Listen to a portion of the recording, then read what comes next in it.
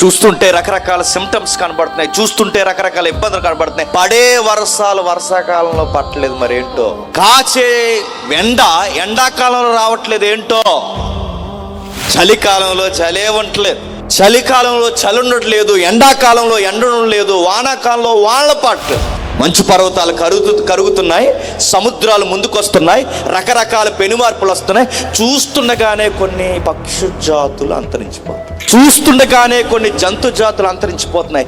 ఎప్పుడైతే ఈ మానవుడు గమనించాడో వీడికో భయం ప్రారంభమైంది. ఏంటంటే జంతువులు అంతరించిపోతున్నాయి, పక్షులు అంతరించిపోతున్నాయి, సముద్రాలు పొంగిపోతున్నాయి. ఎప్పుడూ లేని వింతైన మార్పులు అసలు వినగూడని ప్రదేశాల్లో కూడా వింటున్నాం. ఇవన్నీ దేనికి సంకేతం? భూగోళం అంతరించిపోయే సంకేతమా?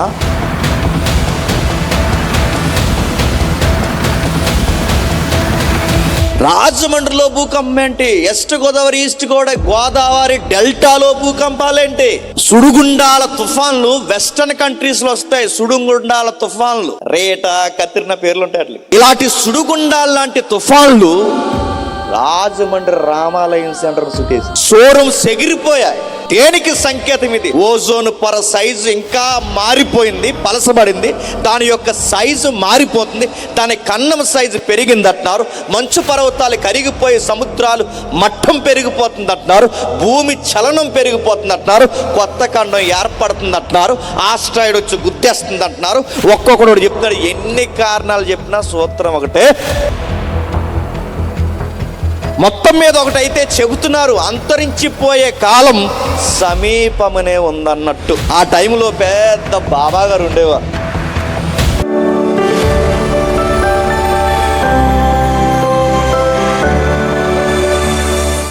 ఇక్కడ జాగ్రత్తగా విందాం, జాగ్రత్తగా చూద్దాం, వెళదాం. ఇటీవల కాలంలో కొన్ని వార్తలు విరామం లేకుండా వస్తున్నాయి, విరామం లేకుండా. దేనిని గురించి ఎక్కువ డిస్కషన్ చేస్తున్నారంటే ఈ ప్లాంట్కి జరగబోయే ప్రమాదం ఎప్పుడుందని అంచనా వేయడానికి డిస్కషన్ ఎక్కువ చేస్తున్నారు. ఈ గ్రహం మనం నివసిస్తున్న భూగ్రహం, ఈ భూగ్రహానికి ఏం జరగబోతుంది, ఎప్పుడు నష్టం జరగబోతుంది, దీని యొక్క అవకతవకలు, దీని ఆయుష్ను పట్టుకోవడానికి మానవాడు మేధస్సును సంపాదించి స్పేస్లోనే ఒక స్టేషన్ కట్టాడు. దాన్ని స్పేస్ స్టేషన్ అంటారు. ఆ స్టేషన్కి వెళ్ళే మన భారతీయ వనిత సునీత విలియమ్స్ అక్కడ చిక్కుకుపోయింది 8 నెలల క్రితం నుండి.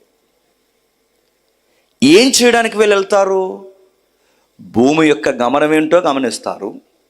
భూకక్ష వైపుకి, సోలార్ సిస్టంలోనికి లేదా ఈ సౌర కుటుంబంలోనికి ఏ గ్రహాలు మనకి దాడి చేయబోతున్నాయో చూడడానికి ఈ యొక్క స్పేస్ యొక్క మూమెంట్స్ని గమనించడానికి వెళ్తారు.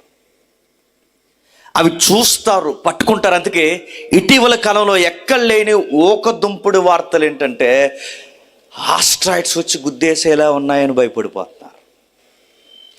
అతిపెద్ద ఆస్ట్రాయిడ్ వస్తుందని నాసా ఏం చేసిందంటే దాని గమనం ఏంటి, దాని వేవ్స్ ఎలా ఉన్నాయి, అది ఎటువైపు వస్తుంది, అది వస్తే భూమిని గుద్దితే ఏ ఖండాన్ని ఎత్తుకుపోతుంది, అది నిజమా కాదా, ఈ రాడార్ చూపిస్తున్న సంకేతాన్ని మరింత దగ్గరగా వాటిని తెలుసుకోవడానికి, వాటి గమనాలు కూడా చూడడానికే ఇలాంటి వ్యోమగాములను బయటకు పంపిస్తున్నారు. అంతరిక్ష నౌకల్లో ఎవరైతే ఉన్నారో వెళుతున్న ఈ స్పేస్ స్టేషన్లోకి వెళుతున్న, ఈ అంతరిక్షంలో ప్రయాణం చేస్తున్న ఈ మనుషులు స్పేస్ వాక్ అంటున్నారు, మూన్ వాక్ అంటున్నారు, స్పేస్ స్టేషన్లో ట్రావెల్ చేస్తున్నాం అంటున్నారు. దేనికంటే ఈ ప్లానెట్ ఎప్పుడు అంతరించిపోద్దన్న ఒక భయం ఉంది. చూస్తుంటే రకరకాల సిమ్టమ్స్ కనబడుతున్నాయి, చూస్తుంటే రకరకాల ఇబ్బందులు కనబడుతున్నాయి. పడే వర్షాలు వర్షాకాలంలో పట్టలేదు, మరి ఏంటో. కాచే ఎండాకాలంలో రావట్లేదు, ఏంటో. చలికాలంలో చలే ఉండట్లేదు. అసలు పంట పొలాల టైంలో, అసలు ఈ టైంలో పంట పొలాల పక్కన కూర్చోగలమా? చక్కగా కూర్చుందాం. చలికాలంలో చలి ఉండట్లేదు, ఎండాకాలంలో ఎండ ఉండలేదు, వానాకాలంలో వానలు పట్టలేదు. మంచు పర్వతాలు కరుగుతున్నాయి, సముద్రాలు ముందుకొస్తున్నాయి, రకరకాల పెనుమార్పులు వస్తున్నాయి. చూస్తుండగానే కొన్ని పక్షు జాతులు అంతరించిపోతున్నాయి. చూస్తుండగానే కొన్ని జంతు జాతులు అంతరించిపోతున్నాయి. ఎప్పుడైతే ఈ మానవుడు గమనించాడో వీడికో భయం ప్రారంభమైంది. ఏంటంటే జంతువులు అంతరించిపోతున్నాయి, పక్షులు అంతరించిపోతున్నాయి, సముద్రాలు పొంగిపోతున్నాయి. ఎప్పుడూ లేని వింతైన మార్పులు అసలు వినగూడని ప్రదేశాల్లో కూడా వింటున్నాం. ఇవన్నీ దేనికి సంకేతం? మానవ ప్రపంచాన్ని మోస్తున్న భూగోళం అంతరించిపోయే సంకేతమా అని భయపడ్డారు. మీరు ఈ మధ్యకాలంలో మీరు గమనించారు లేదో, అసలు మన సైడ్ భూకంపాలు వస్తాయా? ఎంతమంది చూసారో ఎంతమంది గమనించారో తెలియదు, కానీ మొన్న ఒక నెల క్రితం మనకు భూకంపం వచ్చింది తెలుసా? తెల్లో తినేసి పడుకున్నాం. రాజమండ్రిలో భూకంపం ఏంటి? వెస్ట్ గోదావరి ఈస్ట్ గోదావరి డెల్టాలో భూకంపాలేంటి? సుడిగుండాల తుఫాన్లు వెస్టర్న్ కంట్రీస్లో వస్తాయి. సుడిగుండాల తుఫాన్లు, రేటా, కత్రినా పేర్లు ఉంటాయి వాటికి. ఇలాంటి సుడిగుండాల లాంటి తుఫాన్లు రాజమండ్రి రామాలయం సెంటర్ చుట్టేసింది. షోరూమ్స్ ఎగిరిపోయాయి. దేనికి సంకేతం ఇది? ఓజోన్ పొర సైజు ఇంకా మారిపోయింది, పలసబడింది. దాని యొక్క సైజు మారిపోతుంది. దాని కన్నం సైజు పెరిగిందంటున్నారు. మంచు పర్వతాలు కరిగిపోయి సముద్రాలు మట్టం పెరిగిపోతుంది అంటున్నారు. భూమి చలనం పెరిగిపోతుంది అంటున్నారు. కొత్త ఖండం ఏర్పడుతుంది అంటున్నారు. ఆస్ట్రాయిడ్ వచ్చి గుద్దేస్తుంది అంటున్నారు. ఒక్కొక్కడు చెప్తాడు. ఎన్ని కారణాలు చెప్పినా సూత్రం ఒకటే, త్వరలోనే పోతామని మాత్రం అనలేకపోతున్నారు. మొత్తం మీద ఒకటైతే చెబుతున్నారు, అంతరించిపోయే కాలం సమీపమనే ఉందన్నట్టు. ఆ టైంలో పెద్ద బాబా గారు ఉండేవారు. లైవ్ వెళ్ళినా ఇటువంటి గారు నాకు భయం లేదు. జరిగిన వార్త టీవీ 9లో కూడా రికార్డ్ చేసి పెట్టారు. నన్ను ఎవడైనా అడిగితే ముందు ఆ రికార్డ్ ఓపెన్ చేసి చూపిస్తా. ఆయనకి బాగా జుట్టు ఉండేది, ఇంకా ఆయన ఎవరో మీకు అర్థమైపోవాలి. ఆయన మీద డిస్కవరీ చేసింది ఇంటర్నేషనల్ డిస్కవరీ ఛానల్. ఏదైతే ఉందో ఇంటర్నేషనల్ డిస్కవరీ ఛానల్ ఆయన మీద ప్రత్యేకమైన పరిశీలన పెట్టింది. టీవీ 9 కూడా ప్రత్యేకమైన దర్యాప్తులు, సీక్రెట్ కెమెరాస్ పెట్టింది.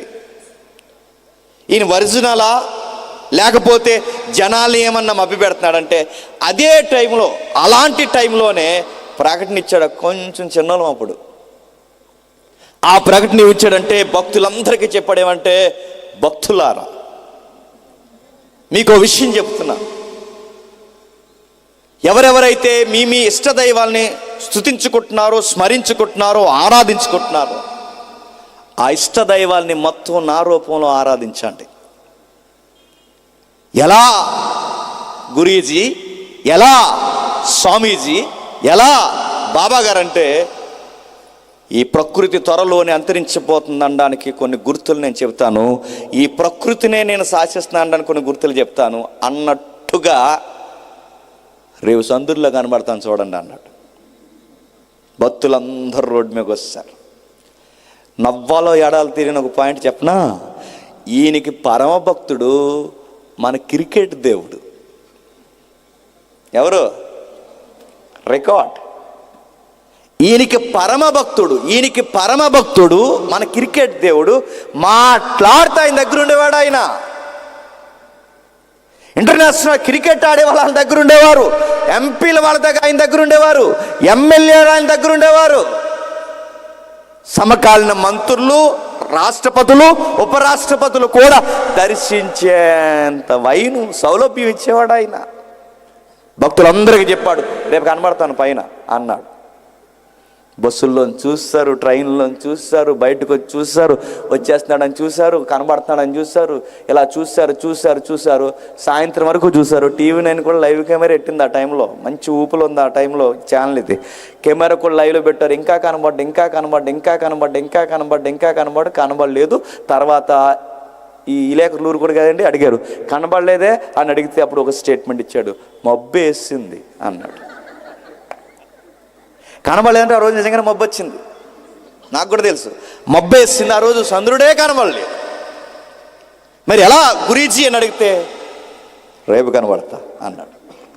మళ్ళీ వచ్చారు భక్తులు, అందరూ చూస్తుండగా అందులో ఒకడు అన్నాడు, అడుగో అన్నాడు.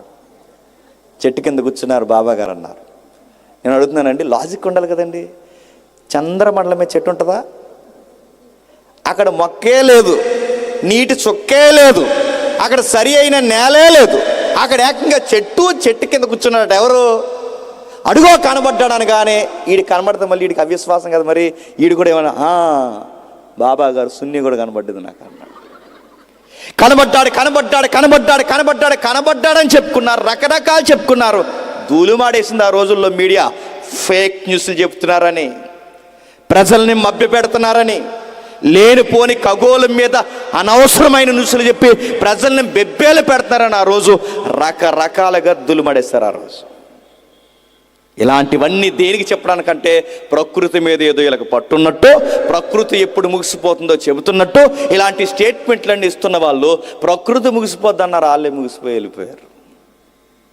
ఎన్నో విషయాలు, ఎన్నో సంగతులు. అంటే ప్రతి ఒక్కరికి మీరు చూడండి, కొన్ని సార్లు చూస్తుంటే ఈ వెనియల ఆకాశంలో వింతైన మార్పులు మనకు కనబడుతున్నాయి. రకరకాల వార్తలు వింటున్నాం. ఖచ్చితమైన లెక్కల ప్రకారం ఇది జరిగేలా ఉందే అన్నట్టే కనబడతాయి కొన్ని విషయాలు. వర్షాకాలంలో మార్పులు వచ్చాయి, ఎండాకాలంలో మార్పులు వచ్చాయి, చలికాలంలో మార్పులు వచ్చాయి. భూమి యొక్క సారం మారిపోయింది. పండే గింజలో కూడా దాని యొక్క సారం కోల్పోయింది. ఎక్కడ మీరు చూడండి, జంతు జాలాలు అంతరించిపోతున్నాయి, పక్షి జాతులు అంతరించిపోతున్నాయి. ఇవన్నీ దేనికి సంకేతం అంటే మానవుడు భయం పట్టుకుంది, ఒకరోజు నేను కూడా ఇలాగే అంతరించిపోతానేమో అని. జరుగుద్దా లాంటిదంటే ఈ జరుగుద్దని ఎదురు చూస్తున్న వాళ్ళకి ఈ మధ్యకాలంలో ఒక లెటర్ దొరికింది.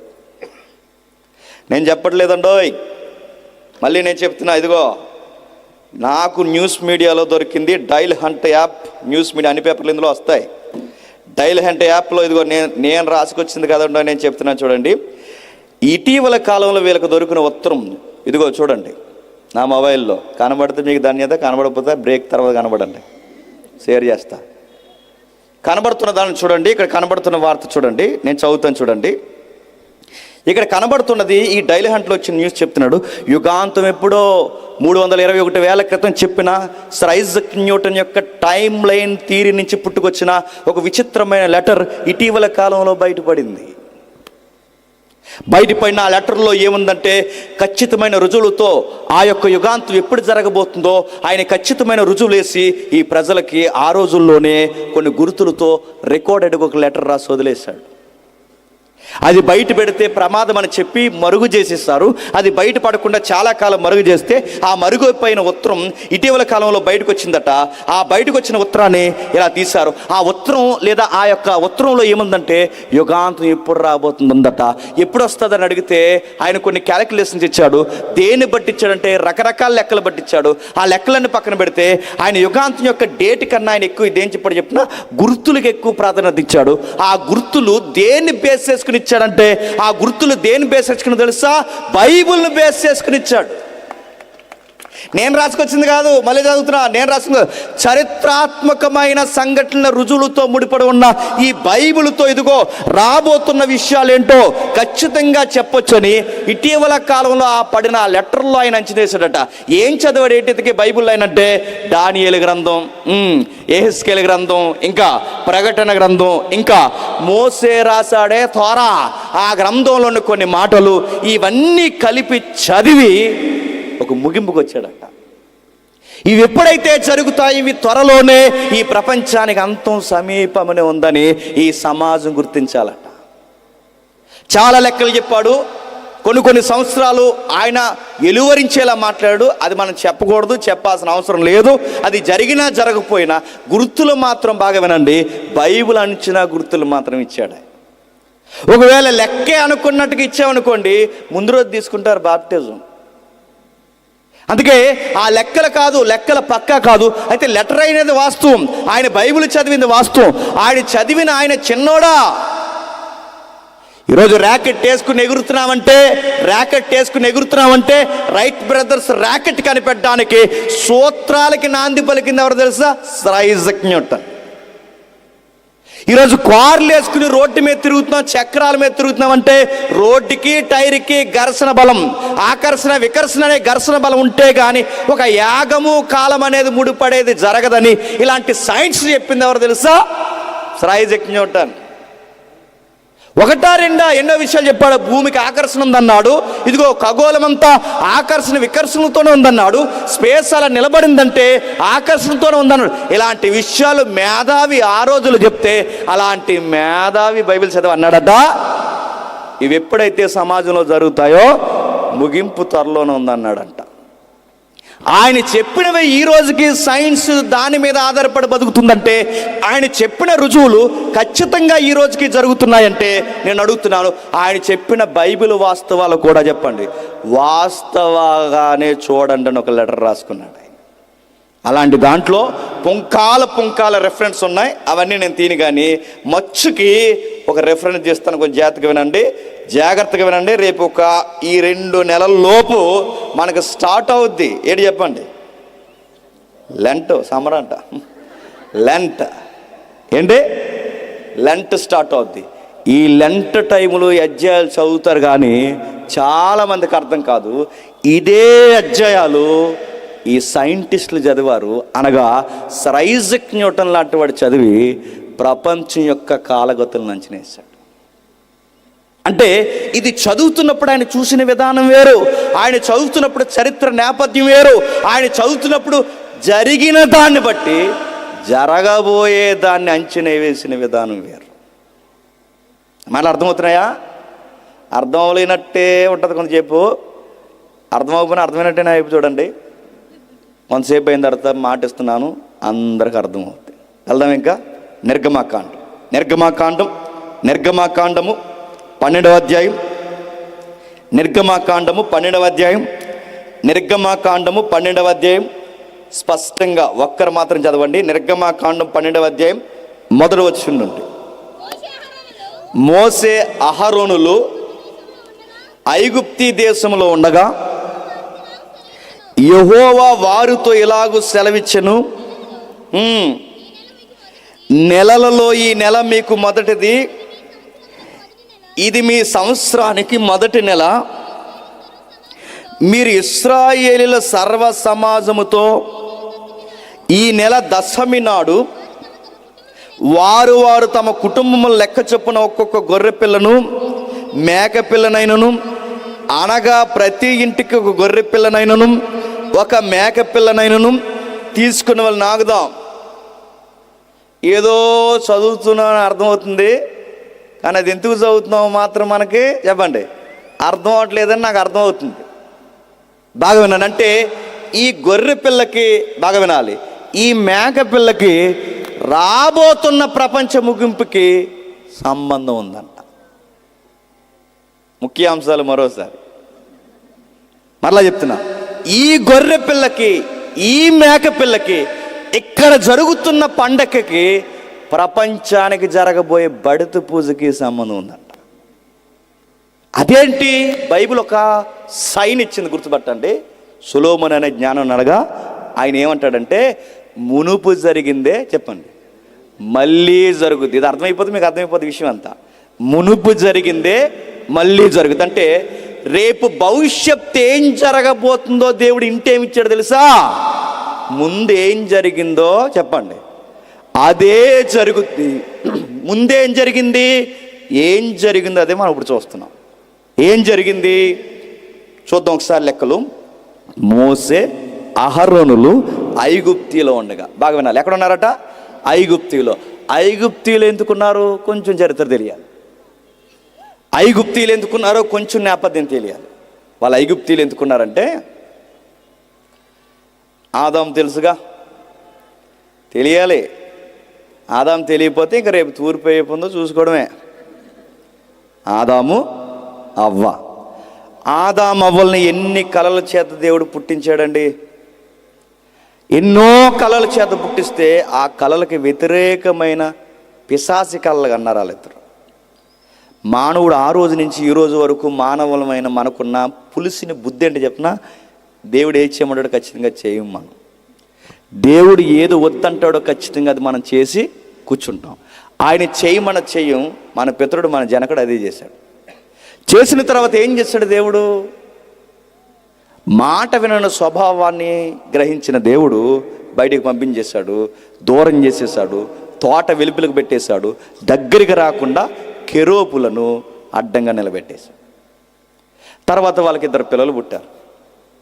ఆ 2 పిల్లల్లో ఒక పెద్దోడి పేరు కయ్యేను, చిన్నోడి పేరు హేబేలు. పెద్దోడు ఏం చేశాడు? పెద్దోడు కయ్యేని హేబేల్ని చంపేశాడు. జనరేషన్కి నాంది పలకాల్సిన వేళ్ళు నీతిమంతుడైన హేబేల్ని చంపేశారు. హేబేల్ని ఎప్పుడైతే చంపేశాడో మళ్ళీ 130 సంవత్సరాల తర్వాత లేదా కొన్ని వందల సంవత్సరాల తర్వాత ఆదాముకి మరొక బిడ్డ పుట్టాడు. ఆ బిడ్డే షేతు. ఆ షేతు పుట్టిన తర్వాత షేతుకి ఒక అబ్బాయి పుట్టినప్పుడు ప్రపంచంలో మొట్టమొదటిసారి ప్రేయర్ అనే సౌండ్ పుట్టొచ్చింది. దాని పేరే ఎనోసు పేరు మీద ప్రార్థన వచ్చింది. అంటే సేతు కొడుకులు పుడుతుంటే సేతు కొడుకుల వరుసలో ఒక్కొక్కడు ఒక బొత్తుడు కనబడతారండి. ఎనోసు, ఇంకా ఆనోకు, ఇంకా మెతూసల, ఇంకా మనం చదువుతుంటే మనకు కనబడుతుంది నావోహు. వీళ్ళందరూ ఎవరి పుట్టుకలో ఎవరి జాబితాలో వచ్చిన వాళ్ళు? మీకు ఇంకా బాగా అర్థం కావాలంటే ఒక్కసారి ఆదికాండం 5వ అధ్యాయం నేను టకటగా చదువుతాను. ఆదికాండం 5వ అధ్యాయం నేను చదువుతున్నాను చూడండి. 5వ వచనం నుంచి. ఆదాము బ్రతికిన దినములన్నీ 935 ఏండ్లు. అప్పుడు అతడు మృతి పొందెను. షేతు. 6వ వచనంలో ఎవరు కనబడుతున్నారు? షేతు. 9వ వచనంలో ఎవరు కనబడుతున్నారు? ఎనోసు. 12వ వచనంలో ఎవరు కనబడుతున్నారు? కేనాను. 15వ వచనంలో ఎవరు కనబడుతున్నారు? మహలాలేలు. 18వ వచనంలో 21వ వచనంలో ఎవరు కనబడుతున్నారు? ఆనోకు. 25వ వచనంలో ఎవరు కనబడుతున్నారు? మెతూషల. 28వ వచనంలో ఎవరు కనబడుతున్నారు? లెమేకు. మీరు అలా కిందికి వస్తే కనబడతారు 32వ వచనంలో నోవహు. అంటే వీళ్ళందరూ ఎవరో తెలుసా? భక్తుల పిల్లల భక్తులు. దేవుని కొరకు భక్తిగా బతికే వారిని బైబిల్ ఏమైనా ప్రస్తావించిందంటే దేవుని కుమారులు అంతే. ఎవరట? దేవుని కుమారులు. అంటే ఇక్కడ ఒక జనరేషన్ వచ్చింది చూడండి. వీళ్ళు దేవుని కుమారులు. ఈ జనరేషన్ ఇటు ఉత్పత్తి జరుగుతుంటే అటువైపు మరొక జనరేషన్ స్టార్ట్ అయిందట. వాళ్ళెవరు? ఆడి కయ్యేని గడి బ్యాచ్. ఆడెవరిని కట్టినాడు ఒకసారి చూడండి. 4వ అధ్యాయం 16వ వచనం. అప్పుడు కయ్యేను యెహోవా సన్నిధి నుండి బయలు వెళ్ళి ఏదేనికి తూర్పు దిక్కు నోదు దేశంలో కాపురమును. కయ్యేను తన భార్యను కూడినప్పుడు ఆమె గర్భమైతే ఆనోకుని కన్నది. ఈ ఆనోకు వేరు, చెప్పండి. ఆ ఆనోకు వేరు, ఈ ఆనోకు వేరు. ఇతనికి కూడా కొడుకు పుట్టాడు. అతగాడి పేరు ఆనోకు. అప్పుడు అతడు ఊరు కట్టించి ఆ ఊరికి తన కుమారుల పేరును పెట్టి ఆనోకు అని పేరు పెట్టిన. బాగా వినండి. భూమి మీద సంతోషాన్ని ఎత్తుక్కుని బతుకు ఎవడదంటే కయ్యేని యొక్క సంతతి. అందుకే వాళ్ళు ఫస్ట్ టైం ఈ ఎర్త్ మీద, ఈ భూమి మీద టౌన్ ఫామ్ చేసింది ఎవరంట? సిటీ కల్చర్ తీసుకొచ్చింది ఎవడట? పట్టణాల వాతావరణం తీసుకొచ్చింది ఎవడట? ఆడే. ఈ పట్టణాల వాతావరణం తీసుకొచ్చాడు. ఆ పట్టణాలకి పేర్లు పెట్టాడు. ఊరి కట్టించి పేర్లు పెట్టాడట. కిందకి ఆనోకు మరో కొడుకు పుట్టాడు. ఆ కొడుకు మరో కొడుకు పుట్టాడు. ఆ కొడుకు మరో కొడుకు పుట్టాడు. ఆడికి ఇంకో కొడుకు పుట్టాడు. ఆడు 2 లెమేక్ అని ఆడి పేరట. ఆడిద్దరిని పెళ్లి చేసుకున్నాడు. టౌన్ కట్టింది దేనికి రా? పోనీ ఊరు కట్టింది దేనికి? ఆ ఊరు కట్టింది దేనికంటే ఊర్లో ఇల్లులన్నీ కట్టుకొని ఆ ఇంట్లో దేవుళ్ళు లేకుండా సుఖం ఎరుగుదామని. ఇద్దరిని ఎందుకు పెళ్లి చేసుకున్నారా? పెద్దిల్లు, చిన్నిల్లు. అంటే వీళ్ళ నైజం మీరు గమనించండి. శారీరకమైన జీవితాన్ని జీవించేది ఎవరు? కయ్యేని సంతానం. అంటే ఇల్లులు కట్టారు. నెక్స్ట్ ఇద్దరేసిని పెళ్లి చేసుకున్నాడు. నెక్స్ట్ ఇంకా మనకు కనబడుతుంది. వాళ్ళిద్దరు అయిన తర్వాత కింద ఒకటి కనబడుతున్నారు చూడండి. 20వ వచనంలో యాబాలును కనెను. అతగాడు ఏం చేస్తాడట? టెంపరీ హౌస్లు కట్టాలంటే ఆ టెక్నాలజీ తీసుకొచ్చింది ఆయనేనంట. మొబైల్ సెట్లు అంటారు చూసారా? ఈ మొబైల్ సెట్లు అంటే గుడారాలు వేసే టెక్నాలజీ తెచ్చింది ఎవరు? ఆయనట. పట్టణాలు కట్టింది ఎవరు? ఆల్తాలికేనట. ఇద్దరిని చేసిన ముగ్గురిని చేసుకున్న ఆ ఎక్స్ట్రీమ్ ఎంజాయ్ని కనిపెట్టింది. అంటే ఈ దరిద్రపు సంస్కృతిని తీసుకొచ్చింది ఎవరు? ఏలేనట. ఇంకా విషయం ఏంటో తెలుసా? ప్రపంచంలో ఫస్ట్ టైం మ్యూజికల్ సిస్టమ్ తీసుకొచ్చింది కూడా ఏలేనంట. సితారా, సన్నాయిలు ఉన్నాయి కదా. ఇవన్నీ తీసుకొచ్చింది ఎవరట? ఇలా అంటే మీరు కయ్యని గడి బ్యాచ్ మీరు చూడండి, లౌకికమైన పురోగభివృద్ధి పేరు మీద దేవుడికి దూరం జరుగుతూ ఈ లోకంలో ఎలా స్థిరపడాలి, ఎలా సుఖపడాలి, ఎలా సంగీతాల్లో మానసికంగా ఊగాలి, ఇలాంటి జీవితాలన్నీ కనిపెట్టింది వీళ్ళట. వీళ్ళందరూ భక్తిహీనులుగా డెవలప్ అవుతున్నారు. చేతి సంతానులందరూ ప్రార్థన చేసుకోవడం, 300 సంవత్సరాలు దేవుని పట్టుకుని బతకడం, కుడి ఎడమలో తిరగకుండా దేవుడి యొక్క భయభక్తులు కలిగి బతకడం, మెతుసల లాంటి భక్తులు పుట్టడం, నావోహు లాంటి భక్తులు పుట్టడం, ఆనోకు లాంటి భక్తులు పుట్టి దేవుడి కోసం ఇంకా రగిలిపోయి జీవించడం. ఏల వరుసలోనేమో దేవుడు భక్తి, దేవుడు భక్తి, ఏల వరుసలోనేమో సంగీతము, చెప్పండి సన్నాయి నొక్కుళ్ళు. ఏల జీవితంలోనేమో దేవుడు, ఆయనకి సంబంధించిన సత్క్రియలు, ఇక్కడేమో సరసాలు. అంటే 2 బ్యాచ్లు ఫామ్ అయ్యాయి. ఇక్కడేమో ఇటు దేవుని కోసం బతుకుతున్నవారు, దేవుని కోసం బతుకుతున్న వారిని బైబిల్ ఏమని స్టేట్మెంట్ ఇచ్చింది? దేవుని కోసం బతికే వారిని దేవుని కుమారులు అంది. దేవుని కోసం కాకుండా దేహాల కోసం బతికే వాళ్ళని ఏముంది? నరమాతులు. అంటే ఇప్పుడు ఈ నరులు అంటే ఈ దేవుడు అంటే లెక్కలేని దేశదిమ్మర్లైన ఈ నరులకి, బాగా వినాలి, దేవుని కోసం బతుకుతున్న ఈ జనాంగానికి వీళ్ళ పిల్లలు వాళ్ళ పిల్లలు కలిసి పెళ్ళిళ్ళు చేసుకున్నారంట. అదే 6వ అధ్యాయం. వాళ్ళు వీళ్ళ కలిసి అంటే బాగా వినండి, దేవుని పిల్లలు సహవాసం కోరాలి. కానీ ఏమైందంట? మ్యారేజెస్ ఏమయ్యట? వీళ్ళ కలిసారట. కలిస్తే ఏమైంది? వీళ్ళ కలవడమే ప్రమాదం అనుకుంటే ఎక్స్ట్రీమ్ జెండర్ డెవలప్ అయిందంట. విచిత్రమైన మనుషులు వచ్చారట, బలత్కారంతో నిండిపోయిందట. ఇక మంచి మర్యాద, మాటకి వందనం, గౌరవం, పక్కోడికి పెట్టడం, పక్కోడిని చూడడం, ఇలాంటివి ఏమీ లేదట. బలం ఉన్నవాడిదే రాజ్యం అంట, మాట ఉన్నవాడిదే శాసనం అంట, బలం ఉన్నవాడిదే రాజ్యం అంట. అలాంటి మూర్ఖులందరికీ ఒక మూర్ఖుడు నాయకుడు అయ్యాడట. ఆడి పేరు నిమ్రోద్. ఎవరు? ఇలాంటి వాళ్ళందరూ పెరిగిపోయే పరిస్థితులు, క్షమించండి, ఇలాంటి భూమి మీద బలత్కారులు అందరూ పెరిగిపోయారు. నిమ్రోద్ కాదు, ఇలాంటి భూమి మీద బలత్కారులు అందరూ పెరిగిపోతే వీళ్ళందరూ పెరిగిపోయిన తర్వాత ఇది నిమ్రోదుకు ముంగుర్తు. ఇలాంటి బలత్కారులు అందరూ పెరిగిపోతే దేవుడు అన్నాడు, ఈ నెఫీల జాతిని తీసేస్తా అన్నాడు, వంచనన్నాడు. ఎందుకు?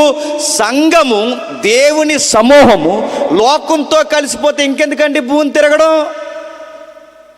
ఇప్పుడు కూడా మీరు చూస్తున్నారా, పాస్టర్ల జబర్దస్తీ షోలకి వెళ్ళడం ఏంటండి? ఆడెవడో అన్నాడట అక్కడ ఉండి, మీలో ఎవరు కోటీశ్వరుడు, మనోడు అన్నాడట మనలో నుంచి, టైటిల్ కొంచెం మార్చి మీలో ఎవరు బైబిల్ జ్ఞాని. సిగ్గుందా అని అడుగుతున్నాను, సిగ్గు. జబర్దస్తి షోలకి వెళ్ళడం, జబర్దస్తి ఫ్లేవర్లు తీసుకురావడం, పనికి మాలిన కామెడీలు చేయడం, వాళ్ళ టైట్లు మన క్రిస్టియన్ ప్రోగ్రామ్స్ పెట్టడం. రాజమండ్రిలో ఒకటి వచ్చింది, సింగ్ ఫర్ జీసస్. ఎవరి కోసం పాడాలట? దేవుడి కోసం పాడట. పోనీ పాడారని తయారయ్యారు చాలామంది సింగర్స్. అంత ప్యాటర్న్ ఏంటో తెలుసా? మళ్ళీ సేమ్ అక్కడ ఆ డీ షోలు ఏ ఉన్నాయి కదండి, ఆ సేమ్ టీవీ షోలు లాగే మళ్ళీ వీళ్ళకి 3 సైర్లు, 3 జడ్జిలు, ఇలా కూర్చోవడం. సా నొక్కు అన్నారంట, గా ఎత్తు అన్నారట. ఇది ఎక్కడో చూసాం, చెప్పండి, ఇవి ఎక్కడో చూసాం అని అడుగుతాను. సంఘము లోకంతో కలిస్తే ఏమొస్తాయి చెప్పనా? ప్రళయాలు వస్తాయి.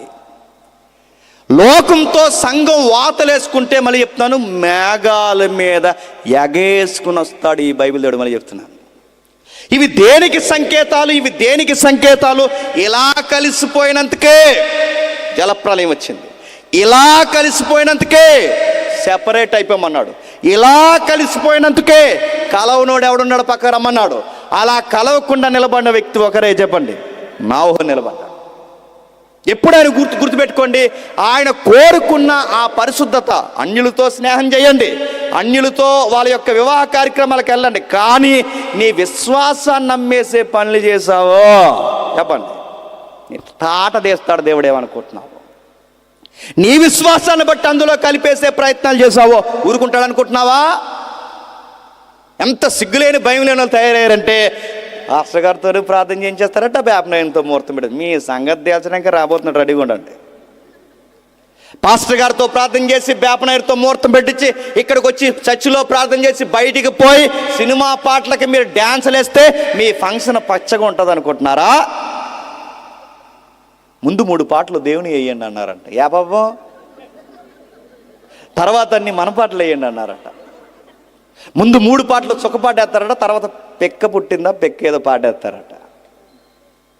నేను అడుగుతున్నాను, ఇవే ఇలా కలిసిపోతేనే, ఇలా జాడ్యం పడితేనే, ఇలా సంఘానికి పట్టినప్పుడే హెచ్చరికలు ఇదిగో ఇలాంటి వేదికల మీద నుంచి మాలాంటి కుర్రవులతోనో దైవ ఆవేశం కలిగిన దైవజనులతోనో ఎవరో ఒకరితో దేవుడు పలికిస్తాడు. కొన్ని రోజులకి చెప్పడం మానేస్తాడు. ఈ విశ్వాన్ని వస్త్రంలా చుట్టేయడానికి మేఘాల మీద బయలుదేరిపోతాడు. జలప్రలయం అలాగే జరిగింది. మేఘాలు కేంద్రీకృతమయ్యాయి. ఇక వాయుగుండం, అల్పగుండం, ఆగుండం కదా, అన్ని గుండాలు కలిపి వచ్చాయి. విశ్వపు తూములు తరవబడ్డాయి. జలప్రలయం పొంగిపోయింది. ఒక్కొక్కరు రకరకాలుగా అయిపోయారు. ఆ టయానికి దేవుడికి మళ్ళీ కావాల్సిన ఒక కుమారుడు కనబడ్డాడు. ఆయన పేరు నావోహ ద్వారా మళ్ళీ జనరేషన్ స్టార్ట్ అయ్యి అరారాతు పర్వతాల మీద దిగారు.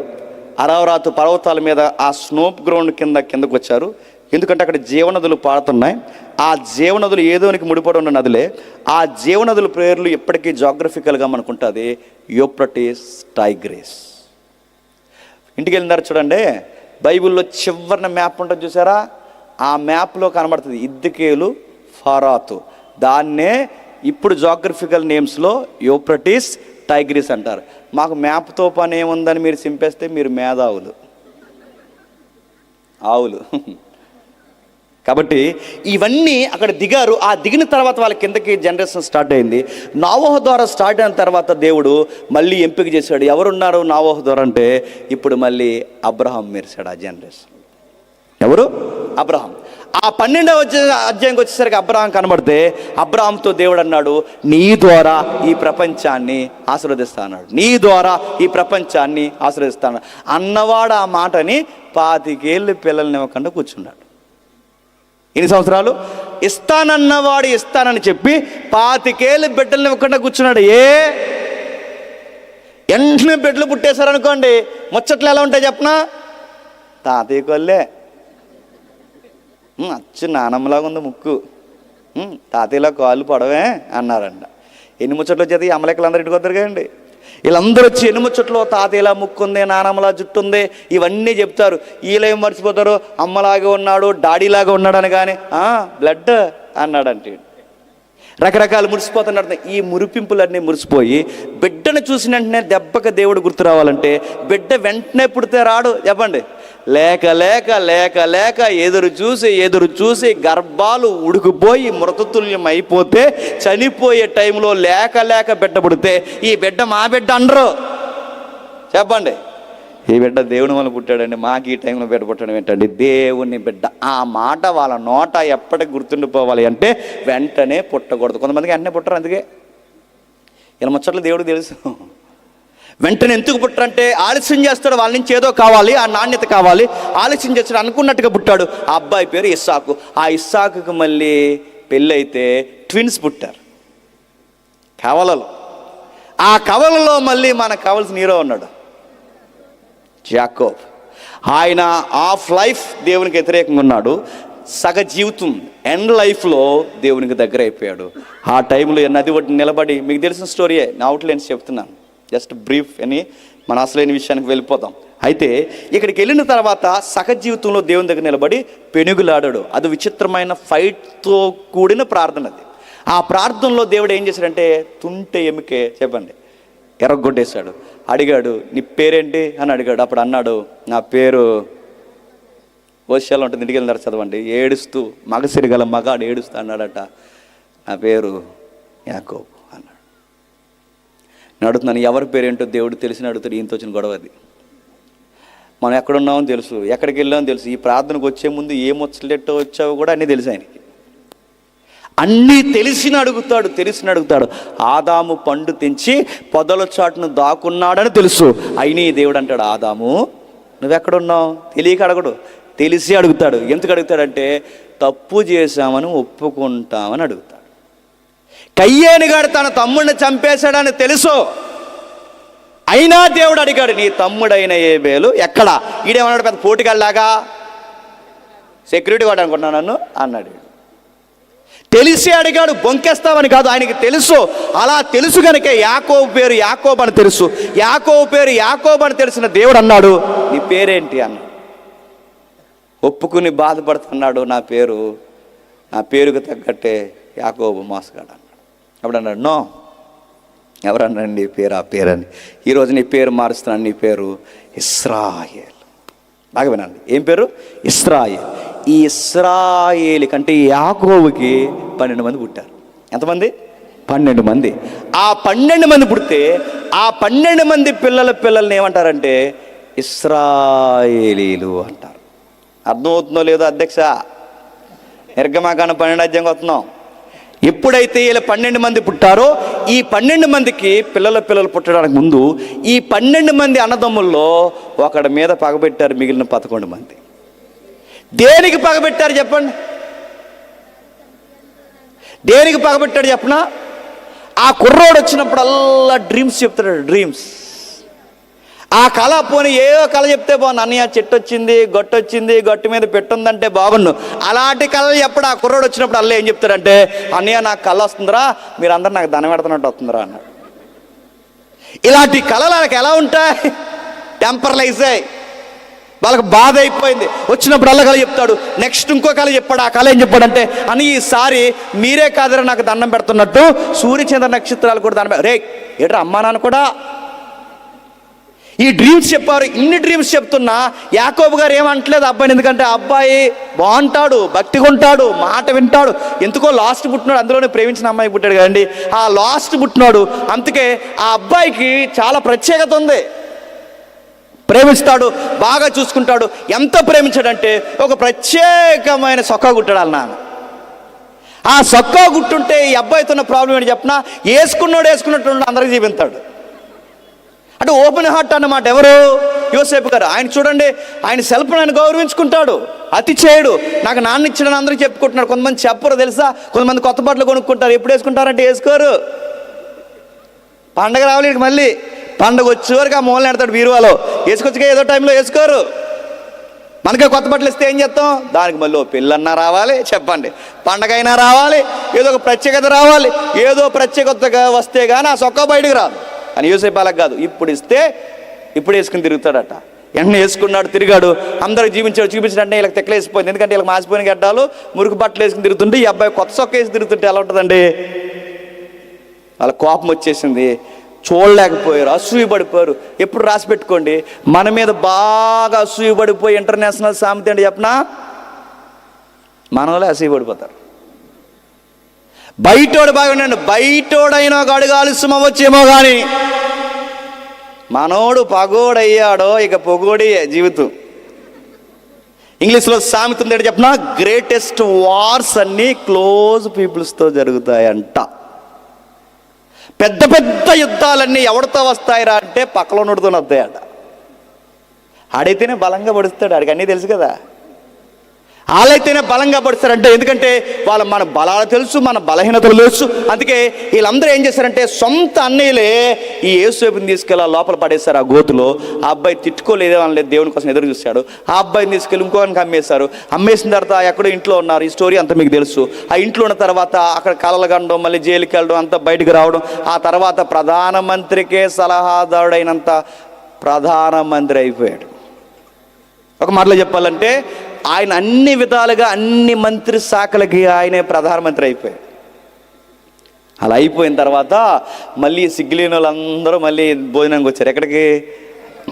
ఐగుప్తికి వచ్చినప్పుడు. దేవుడు ఎలాంటి చెప్పనా, మనల్ని ఎవడు ఏడిపించాడో, మనల్ని ఎవడు ఇబ్బంది పెట్టాడో ఆడి మళ్ళీ ఒకరోజు మన దగ్గరికి అడుక్కుంటూ వచ్చి అడుక్కు తినేలా చేస్తాడని గుర్తుపెట్టుకోండి.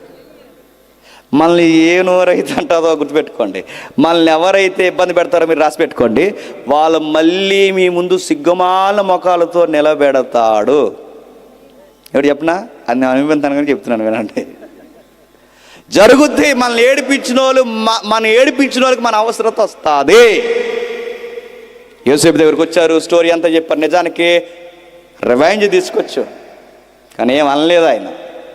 ఏమనుకుంటా, సర్లేండి అన్నయ్య విషయం ఏది జరిగినా కీడైనా దేవుడు మేలించాడు. ఒక విషయం చెప్తున్నాను, నేను ఇక్కడికి రాకపోతే ఈ కరువు టైంలో మీరు ఏమైపోతారో అంత మేలే జరిగింది. ఇంకా నేనెంత హై పొజిషన్లో ఉన్నప్పుడు మీరందరూ ఇంకా అన్నం లేకుండా ఎక్కడెక్కడ ఉండడం ఏంటి?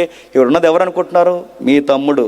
అందుకే చెప్తున్నాను, నాన్న తీసుకొచ్చేయండి, మీరు అందరూ తట్టబడ్డ చదువుకుని వచ్చేయండి, మీ అందరికీ నేనున్నాను, నేను విన్నాను అన్నాడు. ఎవరు? జగన్ గారు కాదు, చెప్పండి, యోసేపు గారు. వచ్చేయండి, మొత్తం అందరూ వచ్చేయండి. వచ్చేసారు. 75 నుంచి 78 మంది, అటు ఇటుగా లెక్క 75 నుంచి 75 మంది ఐగుప్తికి ఇశ్రాయేలు కుటుంబం వచ్చేసింది. ఆ 75 మంది 78 మంది ఒక పెద్ద జనాంగం అయిపోయారు. పిల్లలు పుట్టేశారు. ఆ పిల్లలు ఎంతమంది పుట్టేశారంటే ఐగుప్తియే నిండిపోతాదన్నంత ఇశ్రాయేలు పిల్లలు పుట్టేశారు. ఐగుప్తీలుగా అసూయ వచ్చేసింది. ఏమనంటే ఇలాగే వదిలేస్తే వీళ్ళు ఏం చేస్తారంటే రేపు పొద్దున్న ఐగుప్తి మందనరు, ఐగుప్తి ఇశ్రాయేలుది అవుద్ది. ఇశ్రాయేలుకి మనం ఏమవుతాం? బానిసలు అవుతాం. ఇశ్రాయేలుకి మనం బానిసలు అవుతాం. ఇశ్రాయేల్ మనకు అధిపతులు అయిపోయి, అయినా మన దేశం నుండి వీళ్ళదేంట్రా పెత్తనం, వీళ్ళకేంట్రా మనం ఉండాల్సింది, వీళ్ళతో ఊడిగించేద్దామని యోసేపు నెరగని రాజులు, బాగా వినండి, వీళ్ళని బానిసరకంలోకి నెట్టేశారట. ఎంత వెలివేత గురి చేశారంటే వీళ్ళని కనీసం నలుగురితో అంటే ఐగుప్తీలతో కలిసి బతకనివ్వకుండా ఊరికి శివర, అక్కడ ఆ గోసేన్ ఏరియా ఉందిగా, ఆ శివరన అంటే వీళ్ళని ఎలా చూసారు చెప్పనా? అంటూ బాగుంటారు. మన ఇండియాలో ఉందిగా, ఏమంటారు దాన్ని? Caste feeling. అలాంటి ఫీలింగ్తో చూసారట ఎవరిని? ఇశ్రాయేల్ని. రే మీ గాలి తగలనివ్వకండి, మా మధ్య నివసించకండి, ఇదిగో నీ ఇంటికి అంతా సెపరేట్గా ఆ గోసేన్ అని ఏరియా ఇచ్చాం, అంటే ఐగుప్తికి వెలుపులా అక్కడ ఏరియా ఇచ్చాం, అక్కడ ఉండండి ఆ పేటలో అన్నారంట. ఆ దూరం దోచేస్తారు, అక్కడెక్కడో ఉన్నారు. ఈ గోసేను ప్రాంతానికి ఇశ్రాయేల్ని దోచేస్తే అక్కడెక్కడో ఉన్నారు. అక్కడుంటూ మూలుగుతూ చస్తూ బతుకుతూ వీళ్ళ పిల్లలు పుట్టిన మనవలు పుట్టిన వీళ్ళందరూ ఏం చేయాలంటే వీళ్ళకి రాసేశారు, తలకాయల మీద రాసినట్టు. ఏంటంటే మీరు ఎంతమంది పిల్లలు పుట్టినా మీ పిల్లల ఐగుప్తీలకి ఊడుగుం చెయ్యాలి అంతే.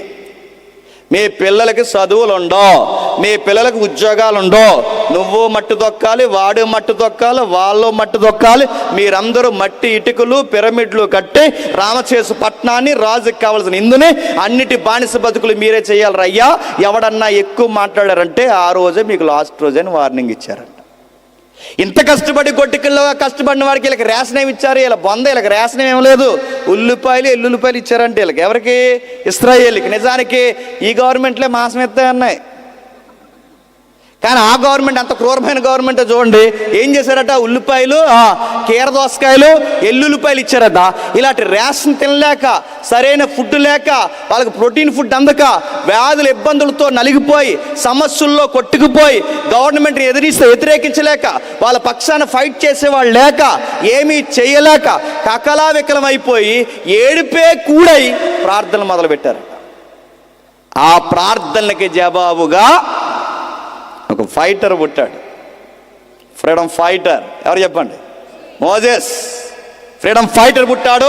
సరిగ్గా ఆయన పుట్టిన సమయంలో మీరు గమనించండి, మళ్ళీ ఐగుప్తీయులు ఇశ్రాయేల్ మీద సిరుకొన్నేశారు. మగపిల్లలు పెరిగిపోయారని చంపేసే వాతావరణం పెరిగింది. రకరకాల విన్యాసాలు చేశారు. ఆ తర్వాత ఈ మోసే పుట్టి, ఈ చరిత్ర అంతా నేను చెప్పట్లేదు, ఈ మోసే పుట్టిన తర్వాత ఈయనకి జరిగిన విషయం తెలుసు. ఈయన ఒక మర్డర్లో ఇరుక్కోవడం, కేసులు ఇరుక్కోవడం, అక్కడి నుంచి మళ్ళీ పరారైపోవడం. అక్కడికి పోయి ఎవరైతే పూజారి గారు అమ్మాయి ఉందో ఆ అమ్మాయిని చూసి పెళ్లి చేసుకోవడం. ఆ మిద్యాన యాజకుడు, ఆయన పూజారి, ఆ పూజారి గారు అమ్మాయిని చేసుకోవడం. ఆ అమ్మాయిని పెళ్లి చేసుకున్న తర్వాత ఒక మంచి ఉద్యోగం, 2 పిల్లలు, చక్కగా అందంగా ఉండే సిపోరా, లైఫ్ సెటిల్ అయిపోయింది. అంతేగా ఇక దేవుడు, చింత, ధర్మశాస్త్రం, ఇశ్రాయేలుని విడిపించాలి, ఇంకేం లేదు. మనం ఇప్పుడు ఎలా నిరసించిపోతాం చెప్పినా, మంచి ఉద్యోగం, అందమైన భార్య, టక్కమనే బొంతులు లాంటి 2 పిల్లలు పుడేశారు అనుకోండి, గొడవే ఉండదు. దేవుడు గొడవ మనకి. లైఫ్ ఇంతకన్నా బ్యూటిఫుల్ ఏముంటుందండి? ఇంటికి వచ్చిన వెంటనే ఎదురుగా వచ్చేసి భార్య, అక్కడి నుంచే నానో అని వచ్చేసి 2 పిల్లకాయలు, నేను పొగడి బట్టలు పెట్టుకెళ్తుంటే వాళ్ళని టీ ఎట్టుకుని నా ఎదురుగా వచ్చేస్తుంటే ఇంకా ఎంతకన్నా ఆనందం ఏముందండి? ఇలాంటి ఫ్యామిలీ లైఫ్కి అలవాటు పడిపోయారు. ఎవరు తెలుసా? ఫైటరా. ఇలాంటి ఫ్యామిలీ మ్యాన్ అయిపోయాడు. ఎవరు తెలుసా? వారియర్. ఇలాంటి ఫ్యామిలీ లైఫ్లోకి దిగిపోయాడు. ఎవరు తెలుసా? స్వతంత్ర వీర సైనికుడు, ఇశ్రాయేల్ ముంగుర్త్ మోసే. ఆగిపోయాడు, ఉండిపోయాడు. రమ్మన్నాడు, ఏం చేస్తాడు? ఒక మంచి ఉద్యోగం ఉంది, వాళ్ళ మామయ్య గారు ఉద్యోగం ఉందిగా, సొంత కంపెనీ వాళ్ళది. మామయ్య గారు సొంత కంపెనీ ఉంది. ఆ రోజులు అవే కంపెనీలు. మామయ్య గారు సొంత కంపెనీలో పనిచేస్తున్నాడు. నచ్చినప్పుడు ఉద్యోగానికి వెళ్తాడు, నచ్చకపోతే మందలను కట్టేస్తాడు. నచ్చినప్పుడు వెళ్తాడు, ఉంటాడు, వస్తాడు, చక్కగా అలా మేపుకుంటాడు. సాయంత్రానికి వస్తాడు, గొర్రెలు మేపుతాడు, ఉస్సు బుస్సు అని అలా ఏదో కొండలాంటి తిరిగి అలా తోలుకుని వచ్చిన తర్వాత చక్కగా ఒక ముద్ద వండుతుంది, ఓ ముద్దు పెడతాడు, పిల్లలకు ముద్దు పెడతాడు. చక్కగా అందరూ నలుగురు పిల్లలు తల్లి నలుగురు కలిసి ఒకరినొకరు కౌగిలించుకుని నిద్రపోతారు. ఇంకా అంతకన్నా ఆనందం ఏముందండి? సరిగ్గా ఆ టైంలో దేవుడు వచ్చి మోజెస్ అని పిలిచాడు. ఎవరు అన్నాడు. మోజెస్. ఎవరా నులుక్కుపడ్డాడు. మోజెస్. పొద కాలుతుంది, శబ్దం వినబడుతుంది. ఏంటా వింత నటువైపుగా చూడడానికి వెళ్తున్నప్పుడు నీ చెప్పులు అక్కడ వదిలిరా మోజెస్ అని చెప్పాడు. ఏ అని అడిగితే నువ్వు నిలబడిన నేల పరిశుద్ధ భూమి. అప్పుడైనా ఇప్పుడైనా అందరూ చెప్తాను, వేదికల ముఖంగా అందరూ చెప్తాను, మీరు బైబిల్ చదివినప్పుడైనా ఇలాంటి వేదికలు ఎక్కినప్పుడైనా అందరికీ లైవ్ ముఖంగా చెప్తాను, చెప్పులు ఎప్పండి. ఏనంటే ఇప్పుడు ఈ పరిశుద్ధ భూములు అంటే భూమి పరిశుద్ధత కాదురా అయ్యా, దేవుడు ఎక్కడ ప్రజెన్స్లోకి వస్తే అదే పరిశుద్ధ భూమి. అది బైబిల్ పట్టుకుంటే అదే పరిశుద్ధ భూమి, ప్రజెన్స్ ఆఫ్ గాడ్. ఇక్కడ దేవుడు ఉన్నాడా? దేవుడు ఉన్నాడు. ఎక్కడ ఇద్దరు ముగ్గురు కూడుకుంటారో వాళ్ళ మధ్య ఉన్నప్పుడు అంత పరిశుద్ధ దేవుడు వస్తే నీ తైతెక్కలకి చెప్పులేసి నిలబడతావా? నీ షూ వేసిన నీ షూ ఎవరికి కావాలి? నీ పేడసు అది కాస్ట్లీ షూ అయినా వేసు, తీసి నిలబడి బైబిల్ చదవా, తీసి నిలబడి బైబిల్ మాట్లాడు. షూలు వేసుకుని చెప్పులు వేసుకుని నడుతున్నాను, పాటలు పాడినా ప్రసంగాలు చెప్పినా అడగండి, పబ్లిక్లో మీరు అడగండి, ఏది ఈ పరిశుద్ధత ఏదని అడగండి. మీరు అడగరు. పిక్కిస్తారా అన్నారట. ఫోటో ఇస్తారంటే ఎవరికి కావాలి నీ ఫోటో అని అడుగుతున్నాను. దండేసుకోవడం కూడా పనికిరాదు. మళ్ళీ చెప్తున్నాను, ఫోటో నాతో దిగిందా? నాతో దిగినా అడగండి. చాలా మంది అనుకుంటారు అది మోసే కాలం అండి, అది మోసేకి సంబంధించినంటే అక్కడ మోసే కాలం కాదు. నేను పరిశుద్ధ భూమి అని ఎందుకు అంటున్నాను? నేను ఈ పదలోకి వచ్చాను, ఈ ప్రజెన్స్లోకి వచ్చాను. నేను ఎక్కడుంటే అక్కడ పరిశుద్ధ భూమి. నేను ఉనుకున్న దగ్గర పరిశుద్ధ భూమి కనుక చెప్తున్నాడు మోసే. చెప్పలేడు. ఇప్పుడు అడుగుతున్నాను, ఇక్కడ ఉండడా? ఈ వాక్యం చెప్తుంటే ఇక్కడ ఉండడా? ఇక్కడ ఇద్దరు ముగ్గురు మీరు కూడుకుంటే ఇక్కడ ఉండరా? ఇక్కడ దేవుడు మాట్లాడుతుంటే ఉండడా? ఎలా పడతా అలా ఉండి, ఎలా పడతా అలా తిరిగి నడుతున్నాను. ఎక్కడెక్కడో ఆ బాత్రూంలో తిరిగిన ఆ షూలు వేసుకుని ఇక్కడికి వచ్చి ఇక్కడ నిలబడి నేను ఎవడరా వాక్యం చెప్పమన్నదాన్ని అడగాలనిపిస్తుంది. వయసు సరిపోవట్లేదు నాకు. నేను అడుగుతున్నాను, ఎవరు మిమ్మల్ని అలా వాక్యం చెప్పమన్నది? ఇంటర్నేషనల్ స్పీకర్ అయినా, పోటీగాడవైనా, ఎవడవైనా నువ్వు సూయిప్పు, ముందు సూయిప్పు. మళ్ళీ చెప్తున్నాను, చాలా మందికి మీకు ఆరాధనలు పెరిగాయి ఈ మధ్య.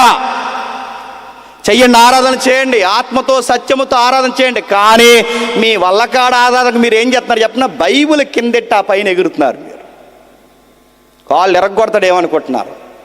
బైబిల్ని గౌరవించలేని నీ ఆరాధన ఎవరికి కావాలి? బైబిల్ని హత్తుకోలేని ఆరాధన ఎవరికి కావాలి? బైబిల్ని కిందెట్టి నువ్వు పైన నిలబడి గొప్ప ఉద్యోగంతో ఊగెత్తి నువ్వు ఎవరికి కావాలి? బైబిల్ని మళ్ళీ అడుగుతున్నాను, బైబిల్ని గౌరవించు, గుండెలు కత్తుకుని పట్టుకో. నువ్వు కూర్చున్న కుర్చీ మీద ఎట్టడాను కూడా గుర్తుపెట్టుకో. ఇప్పటివరకు నువ్వు కూర్చున్న ఎదవ చెమట మీద నువ్వు బైబిల్ ఎడతానంటే దానికి ఎంత గౌరవం అంత గౌరవి. మోసే కదా చెప్పాడు, నేనున్నాను ప్రజెన్స్లో ఉన్నాను. మోజెస్ చెప్పులు ఇప్పేశాడు. చెప్పాడు, రా నేను తీసుకెళ్తాను. నిన్ను ఎక్కడ తీసుకెళ్తానంటే ఐగుప్తుకి తీసుకెళ్తాను రా అన్నాడు. ఈయన అన్నాడు సొంతూరు మమ్మీలాగా, నేనా అన్నాడు. నువ్వే అన్నాడు. అంటే నేనెందుకు ప్రభువా అన్నాడు. నువ్వే ఫైటర్వి రా అన్నాడు. రాలేను ప్రభువా అన్నాడు. ఎందుకు రాలేడు చెప్పనా? భార్యో భోగి, పిల్లలో భోగి. ఈ భోగిలు ప్యాసింజర్ బాగుంది, ఇప్పుడు సడన్గా రమ్మంటే అవుద్దా? ఫ్యామిలీ లైఫ్ బాగుంది, రా మోజెస్ అంటే రావడానికి ఎన్నో అంకలు చెప్పనా ఆయన వంక పెట్టాడు. ఇప్పుడు నాకు నత్తి వచ్చేసింది ప్రభువా అన్నాడు. నువ్వేదో ఈజిప్ట్ సివిలైజేషన్ అంటే మాటలండి, ఈజిప్ట్ నాగరికత అంటే మాటలా? ఆ రోజుల్లో ఐగుప్తిని వ్యతిరేకించాలంటే ఎన్ని చట్టాలు తెలియాలి, ఎన్ని శాసనాలు తెలియాలి, ఎంత శాస్త్రం తెలియాలి. అలాంటిది వేళ్ళ మీద మాట్లాడి రాజనీతిని, రాజదర్భాన్ని దద్దరెళ్ళిపోయేలా మాట్లాడాలంటే భాషా పరిజ్ఞానం ఎంత ఉండాలి? అలాంటి భాషా పరిజ్ఞానం ఉంటేనే నేను ఆ గవర్నమెంట్ వ్యతిరేకించగలను. ఆ గవర్నమెంట్ వ్యతిరేకించడానికి నాకు ఆ ఫ్లో లేదు ప్రభువా అన్నాడు. నిజంగా అబద్ధం చెప్పాడా నిజం చెప్పాడు చెప్పండి? అబద్ధం చెప్పాడా నిజం చెప్పాడా? నిజమే చెప్పాడండి. మరి మోసేకి సకల శాస్త్రాలు ప్రావీణ్యత, మాటలు యందు నేర్పరని రెఫరెన్స్ ఉంది. మరి నత్తి ఎలా వచ్చింది? అబద్ధం చెబుతున్నాడా? కాదు. నేనైనా మీరైనా గుర్తుపెట్టుకోండి, ప్రసంగాలు చేసే అలవాటు ఉందా? రోజు ప్రసంగం చెప్పాను అనుకోండి, ఏళ్ళ మీద మాట్లాడతాను. ఎప్పుడో 10 సంవత్సరాల తర్వాత నాకు మైక్ ఇచ్చారనుకోండి, బెబ్బే. గుర్తుపెట్టుకోండి. ఏమన్నా అర్థమైందంటే ఫ్లో పోద్ది, అలవాటు పోద్ది. మోసేకి 1 సంవత్సరం కాదు, 2 సంవత్సరాలు కాదు, 10 సంవత్సరాలు కాదు, ఏకంగా ఎన్ని సంవత్సరాలు? 40 సంవత్సరాలు ఈయనకి మైక్ లేదు. ఎవరికి? మోసేకి. మాట్లాడే విధానం లేదు. ఇప్పుడు ఏమైంది? సడన్గా ఈ ఫ్యామిలీ లైఫ్లో ఈయన గట్టిగా మాట్లాడితే పెద్ద డిక్షనరీ వర్డ్స్ మాట్లాడు. 40 సంవత్సరాలు ఏం మాట్లాడితే చెప్పండి? గొర్రెని ఏమంటాడండి? ఉస్ చెప్పండి, ఉస్ ఉస్ అంటాడు, నడుతాను. ఈ ఉస్సులు తప్ప 40 సంవత్సరాలు ఎక్కువ ఏం మాట్లాడు చెప్పండి. అందుకే ఏం పోయిందో చెప్పనా? నంగుడు వచ్చేసింది. ఏం పోయిందో చెప్పనా?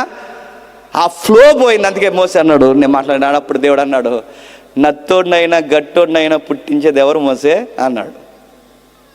మొత్తం మీద దీనికి క్వశ్చన్ ఎవరు అంతా జరిగే అర్థమైంది. వదలనంటావైతే అని.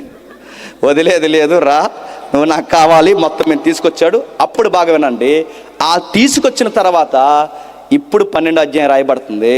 ఇప్పుడు ఐగుప్తీలోకి వచ్చేటప్పుడు ఒక్కడే రాలేదట, మోసేతో పాటు చెప్పండి అహరోను కూడా వచ్చాడు. ఇది దీని వెనకాల స్టోరీ.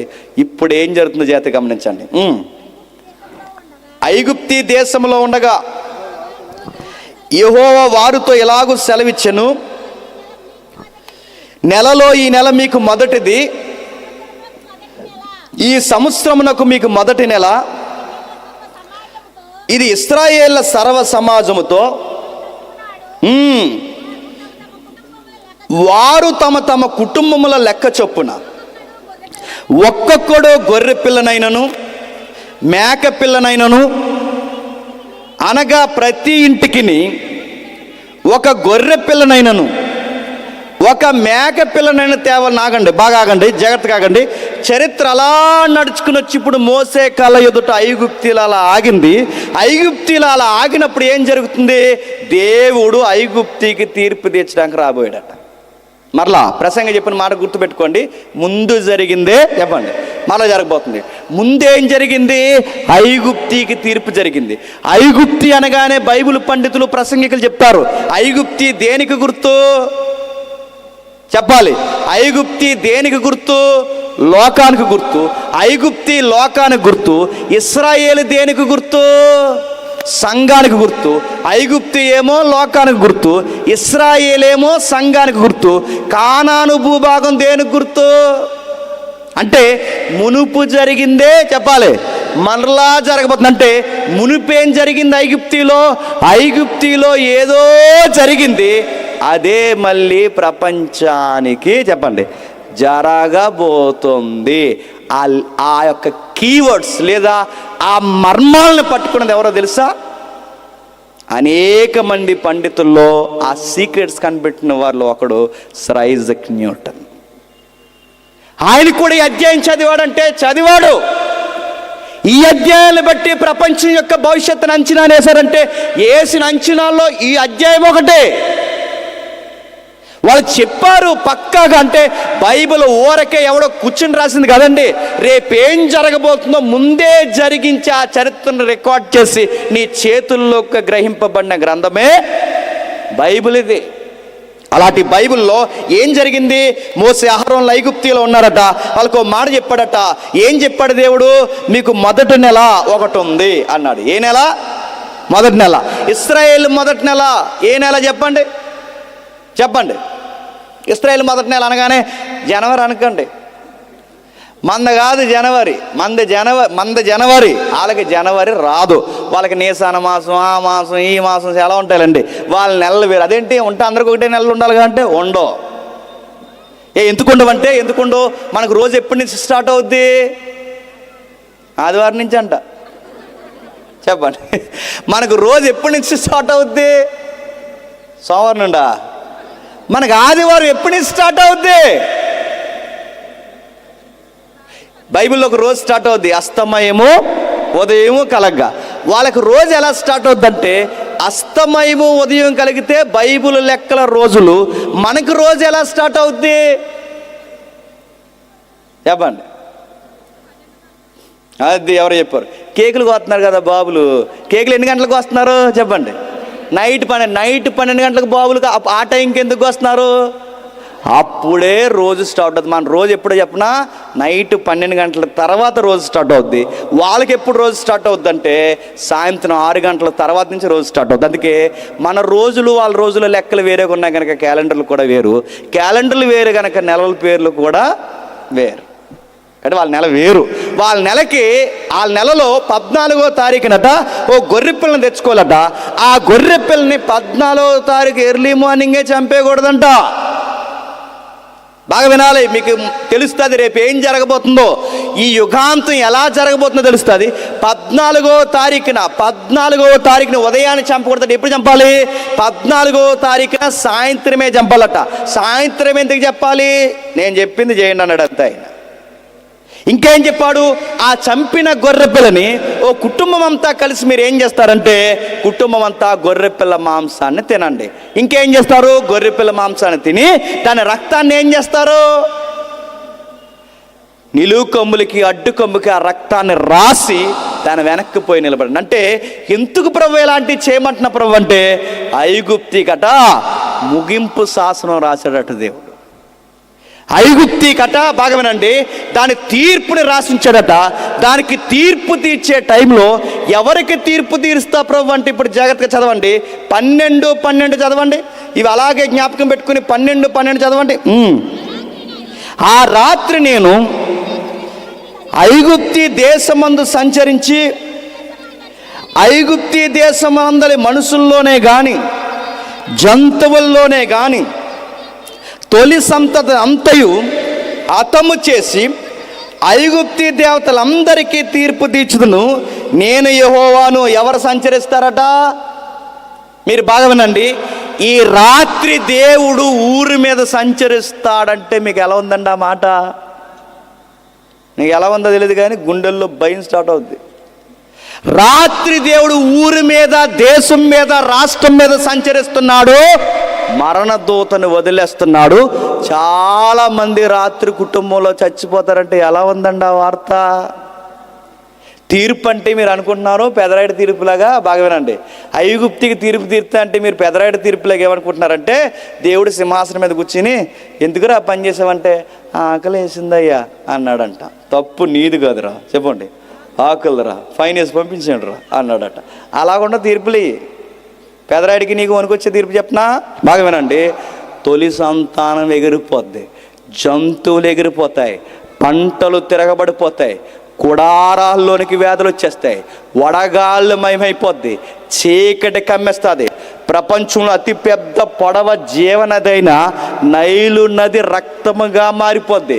అసహ్యకరమైన హేయమైన నీచమైన కప్పలు ఇళ్లల్లోకి మీరు తినే కంచాల్లోకి దూరేస్తాయి.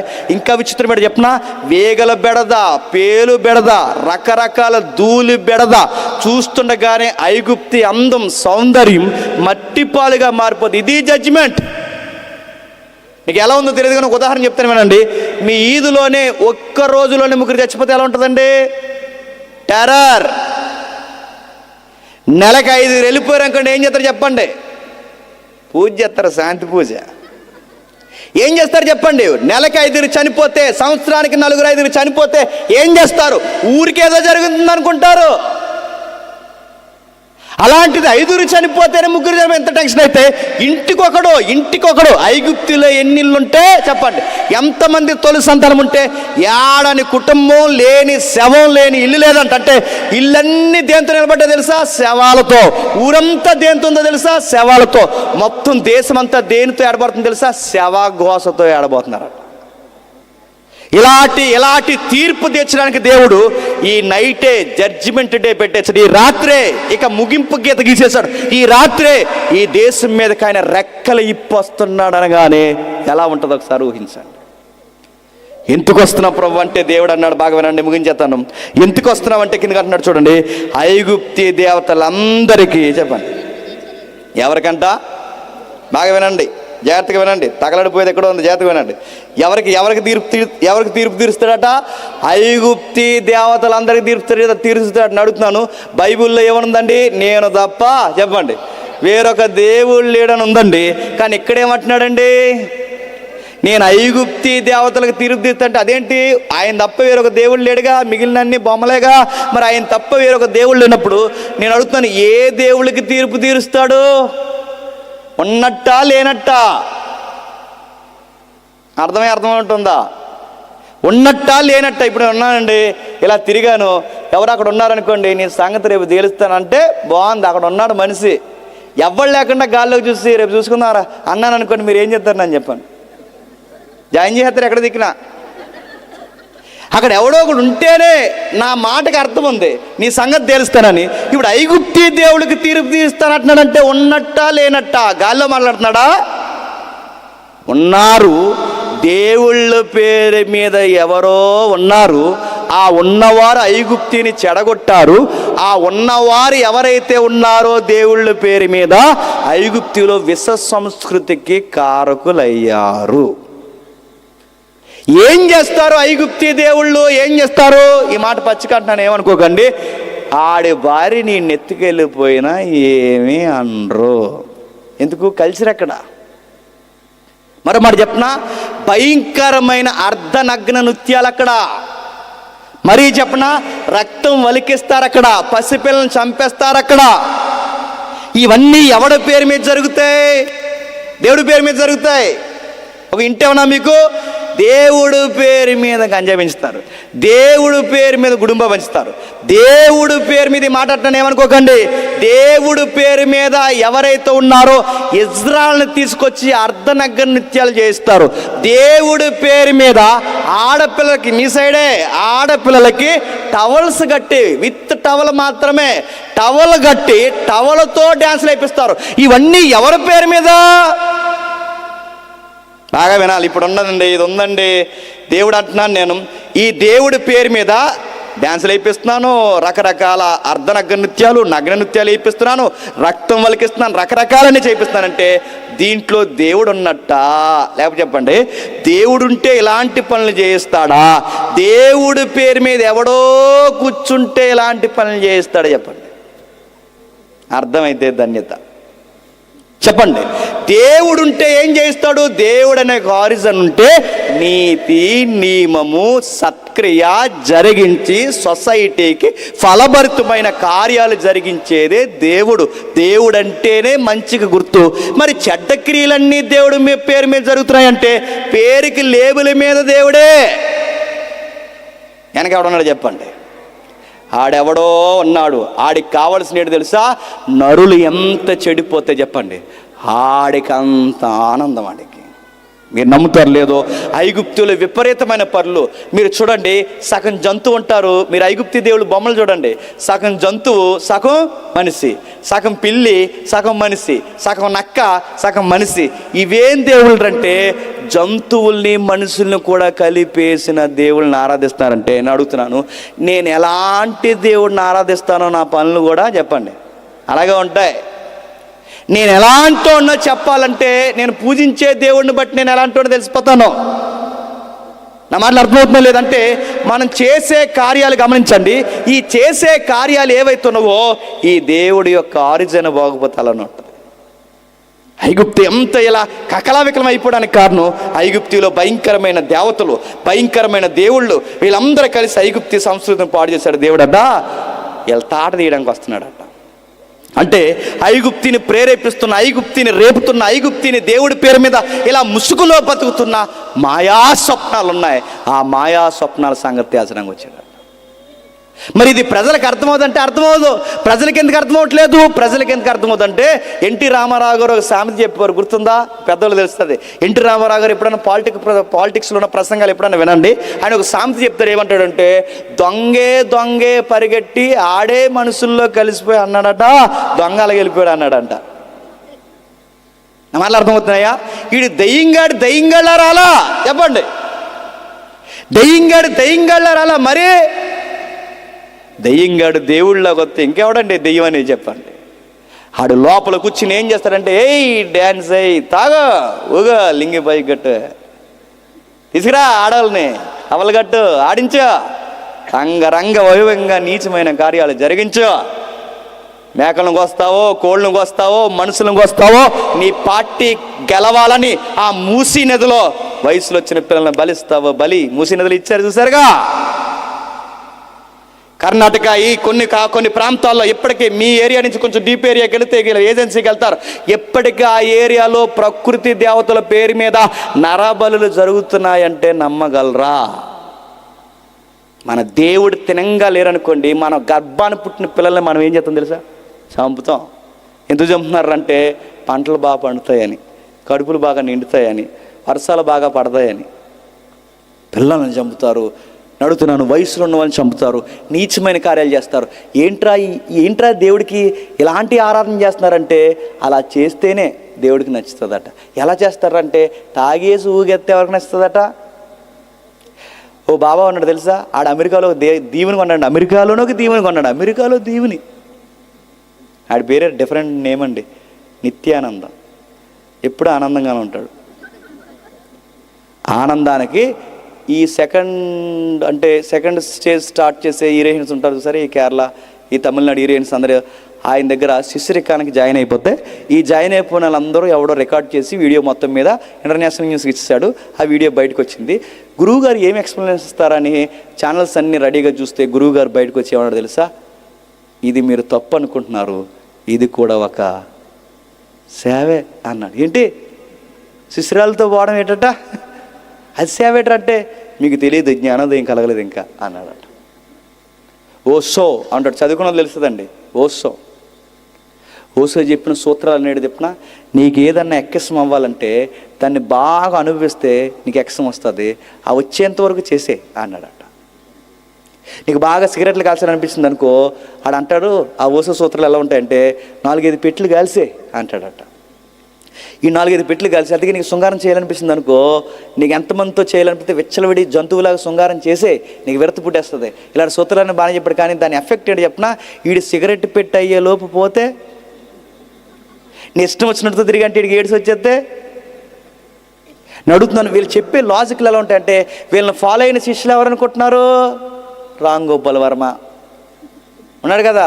ఇప్పుడు ఇంకో డైరెక్టర్, నా పేరు తిరుగుతలేదండి, వంగ కాదు కదా, వంగ ఇప్పుడు డైరెక్టర్ ప్రజెంట్ లీడింగ్లో ఉన్న ఆయన. వీళ్ళందరూ బాగా వినండి, వీళ్ళందరూ ఎవరిని ఫాలో అవుతారు చెప్పనా? వాళ్ళని ఫాలో అవుతారు. విషయం చెప్పనా, ఈరోజు హైలైట్ హీరోస్, హైలైట్ డైరెక్టర్ ఎవరు చెప్పనా? అసలు పేరున్న డైరెక్టర్లు, హీరోలు ఎవరు చెప్పనా? ఎవడెన్ని బూతులు మాట్లాడితే చెప్పండి, ఆడి హీరో. ఇవన్నీ ఎలా వస్తాయంటే వాళ్ళ ఫిలాసఫీలు, వాళ్ళ మొక్కే భావజాలాలు, వీటిని బట్టి వస్తాయి. అందుకే ఐగుప్తు ఎలా తయారవడానికి కారణం ఏంటి చెప్పనా? వాళ్ళ మొక్కలు అలా తయారయ్యాయి. అందుకు ఐగుప్తికి తీర్పు తీర్చడానికి వస్తున్నాడు, రాత్రే సంచరిస్తున్నాడు.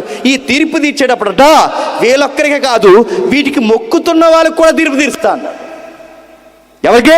వీళ్ళకి మొక్కుతున్న వారికి కూడా తీరుతుంటే, వీటిని పాటించి వీటిని ఎవరైతే దైవాలుగా మొక్కుతున్నారో ఈ మొక్కుతున్న వారికి కూడా తీర్పు తీరుస్తాడు. ఈ మొక్కుతున్న వారికి తీర్పు తీర్చడమే కాదు, వీటిని మొక్కుతున్న వారితో ఎవరు కలిసిపోయారట? ఇశ్రాయేలు కూడా కలిసిపోయారట. ఎవరు కలిసిపోయారు? మనం అనుకుంటాం ఐగుప్తి దేవుళ్ళని మొక్కారు అనుకుంటాం. కాదు, బైబిల్ అలా చెప్పట్లేదు. ఐగుప్తి దేవుళ్ళని చెప్పండి, ఇశ్రాయేలు కూడా మొక్కారు. అదే ఎలాగంటే మనం ఎలాగో అదే అలాగే. మనం ఏం చేస్తున్నాం? వేపనాయంతో ముహూర్తం పెట్టిస్తున్నాం చెప్పండి, పాస్టర్ గారితో ప్రార్థన చేస్తున్నాం అంటే ఈ దేవుడిని వదలను, ఆ నమ్మకాలు వదలం. వాళ్ళు కూడా అలాగే యెహోవాని వదలలేదు, చెప్పండి ఐగుప్తిని వదలలేదు. ఎప్పుడైతే ఇలాంటి నీచమైన పనులు వాళ్ళు చేశారో దేవుడు తీర్పు తీర్చడానికి ఆ యెహెజ్కేలు ఇంటికి వెళ్ళిన తర్వాత చదవండి. ఆ యెహెజ్కేలు గ్రంథం 20వ అధ్యాయంలో ఉంటుంది. ఏమని తెలుసా?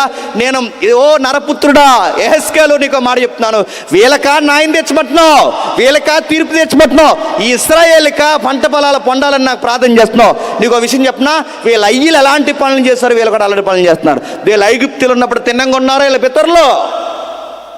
ఐగుప్తులు ఉన్నప్పుడు వీళ్ళు ఏం చేశారు, వీళ్ళ పితరులు ఏం చేశారు అనుకుంటున్నావు? నరపుత్రుడా యెహెజ్కేలు నీకే చెప్తున్నాను, వీళ్ళు ఐగుప్తులు ఉన్నప్పుడు ఏం చేశారంటే, ఇదిగో ఐగుప్తి దేవుళ్ళు మొక్కారు. ఆ రాత్రి నేను సంచరించినప్పుడు ఐగుప్తి దేవుళ్ళకే కాదు తీర్పు తెచ్చడానికి వస్తా, ఐగుప్తి ప్రజలకే కాదు తీర్పు తెచ్చడానికి వస్తా. మరి చెప్పండి, ఇశ్రాయేలీలకు కూడా తీర్పు తీర్చడానికి వచ్చినట. అలాంటి ఇశ్రాయేలుకి దేవుడు తీర్పు తీర్చడానికి వచ్చినప్పుడు ఇశ్రాయేల్ని కూడా చంపేలాం, అంటే మొత్తం ఇశ్రాయేల్ని ఐగుప్తీల్ని కలిపి ఆ మొక్కుతున్న వాళ్ళందరి సంగతి తేల్చడానికి ఆ రోజు ఐగుప్తీ మీదకి దేవుడు వస్తే ఆ రోజు బతికి బట్ట కట్టడానికి వీళ్ళకి ఒకే ఒక ఆప్షన్ దొరికిందంట. ఆ ఆప్షన్ ఏంటో తెలుసా? పస్కా. ఏంటి పస్కా అంటే? ఈ పస్కా చేస్తేనే ఈ మరణ దూత మీ ఇంటికి రాకుండా పోతుంది. ఈ పస్కా చేస్తేనే ఇది ఎవడైతే పాటిస్తాడో ఆ ఉగ్రత మీ మీదకి రాకుండా పోతుంది. అంటే ఇప్పుడు మునుపు జరిగిందే చెప్పండి మళ్ళీ జరిగిపోతుంది. అంటే ఇప్పుడు అక్కడ తీర్పులు తీర్చడానికి వచ్చిన దేవుడు రేపు రెండో రాకళ్ళు ఎందుకు రాబోతున్నాడు? నీకు రెడ్ కార్పెట్ వేయడానికి మాత్రమే కాదు, రెండో రాకళ్ళు ఎందుకు వస్తున్నాడు తెలుసా? తన శత్రువులతో యుద్ధం చేయడానికి రాబోతున్నాడు. దేవునికి శత్రువులు ఎవరండి చెప్పాలి? దేవుడికి శత్రువులు ఎవరండి? దేవుడికి శత్రువులు ఎవరు చెప్పినా? ఆకాశ మండలమందున్న దురాత్మల సమూహాలు, దయ్యపు ఆత్మలు. అంటే రెండవ రాకల్లో దేవుడు ఎందుకు రాబోతున్నాడు? ఈ ప్రపంచానికి పట్టి పీడిస్తున్న సాతానుగాడి సంగతి తేల్చడానికి రాబోతున్నాడు. రెండో రాకళ్ళు అంతకు రాబోతున్నాడు. ఆ రెండో రాకళ్ళు ఆయన అంతగా రాబోతున్నాడు. ఈ లోపాడు ఏం చేశాడు? దెయ్యంలా లేడు. ఐగుప్తులో ఆడు దెయ్యంలా లేడు. మరి ఎలా ఉన్నాడు? దేవుళ్ళ ఉన్నాడు. ఇప్పుడు ప్రపంచంలో ఆడు దెయ్యంలా లేడు. ఎలా ఉన్నాడు చెప్పండి? అందరికి ప్రేరణ ఇచ్చే శక్తి కలిగిన దేవుడిగా మారిపోయాడు. ఎక్కడుంది ఈ వాక్యం చూస్తారా? చూడండి, ఆశ్చర్యపోతారు. చూడండి ఒకసారి. ఎపిసీలకు రాసిన పత్రిక ముగిద్దాం. ఎపిసీలకు రాసిన పత్రిక 2వ అధ్యాయం 1వ వచనం నుండి, మీ అపరాధముల చేతను పాపముల చేతను మీరు చచ్చిన వారై ఉండగా ఆయన మిమ్మల్ని క్రీస్తుతో కూడా బ్రతికించెను. మీరు వాటిని చేయొచ్చు. అది ఎవడంట?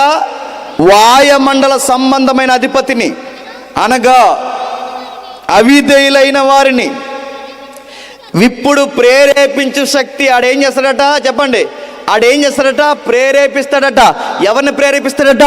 ఈ ప్రజలను ప్రేరేపిస్తాడట. ఏం చేయడానికట? నీతి లేని కార్యాలు చేసేలా ఏం చేస్తాడట? ప్రేరేపిస్తాడు. ఐగుప్తుని కూడా ఎలా ప్రేరేపించాడు? నీతి లేని కార్యాలు చేసేలాగే ప్రేరేపించాడు. ఇప్పుడు ప్రపంచానికి కూడా ఏం చేస్తున్నాడు చెప్పండి? వాడు నీతి లేని క్రియలు చేయడానికి వాడు ప్రేరేపిస్తున్నాడట. ఈరోజు ట్రెండ్ ఏంటి చెప్పనా? ఎంత పచ్చి బూతులు మాట్లాడితే చెప్పండి, ఎంత బోల్డ్గా మాట్లాడితే చెప్పండి, అంత ఈరోజు ఎవడదనుకుంటున్నారు ఈ సబ్జెక్ట్ అంతా? ఆడిదే. దీన్ని ఇంటెలిజెన్స్లో ఏమంటారు తెలుసా? డార్క్ కామెడీ అంటారు. దీన్ని డార్క్ కామెడీ అంటే ఇది ఒక డెవిల్స్ కామెడీ. అంటే ఇది స్వచ్ఛమైన ఆనందమైన అందరు నవ్వుకునే కామెడీ కాదు. ఇది ఏం చేస్తారు తెలుసా? ఇది ఒక రాక్షస ఆనందం. వీళ్ళు ఏం చేస్తారంటే మనుషుల యొక్క నీతి క్రియలను కూడా నీచంగా మాట్లాడడం ఈరోజు కామెడీ. మీరు చూడండి, కావాలంటే జబర్దస్తి వీళ్ళకి భయం చెప్పే వాళ్ళు లేరండి, వీళ్ళ మీద కేసు వేసే వాళ్ళు కూడా లేరండి. ఈ జబర్దస్తులో నోటికి ఎంత వస్తుందంత మాట చూస్తున్నాగా. రీల్స్ అప్పుడప్పుడు వస్తున్నప్పుడు ఎంత మాట వస్తే అంత మాట. డబల్ మీనింగు, భార్యల మీద మీనింగ్ డబల్ మీనింగ్లు, భర్తల మీద డబల్ మీనింగ్, ఆడింటి మీద ఈ డైలాగులు, ఈడింటి మీద ఆ డైలాగులు, రకరకాల డైలాగులు. ఇవన్నీ అదో రకమైన రాక్షసానందం. దీన్ని అంతా ఏమంటారు చెప్పినా? అది హెల్దీ కామెడీ కాదండి, అది డార్క్ కామెడీ. ఇలాంటి కామెడీ షోలు, సాతాను క్రియలు ఎవరు చూస్తున్నారు తెలుసా? మీ కుటుంబాలతో, మీ పిల్లలతో కూర్చొని మీరు చూస్తున్నారు. తెలియకుండానే అడుగుతున్నాను, తెలియకుండానే ఒక సెక్స్ అనే సబ్జెక్ట్ని కామెడీగా మాట్లాడుకుంటున్నారు. అది కూడా ఒక సబ్జెక్ట్ అంటున్నారు. అలా మాట్లాడుకోవడం తప్పు కాదు అంటున్నారు.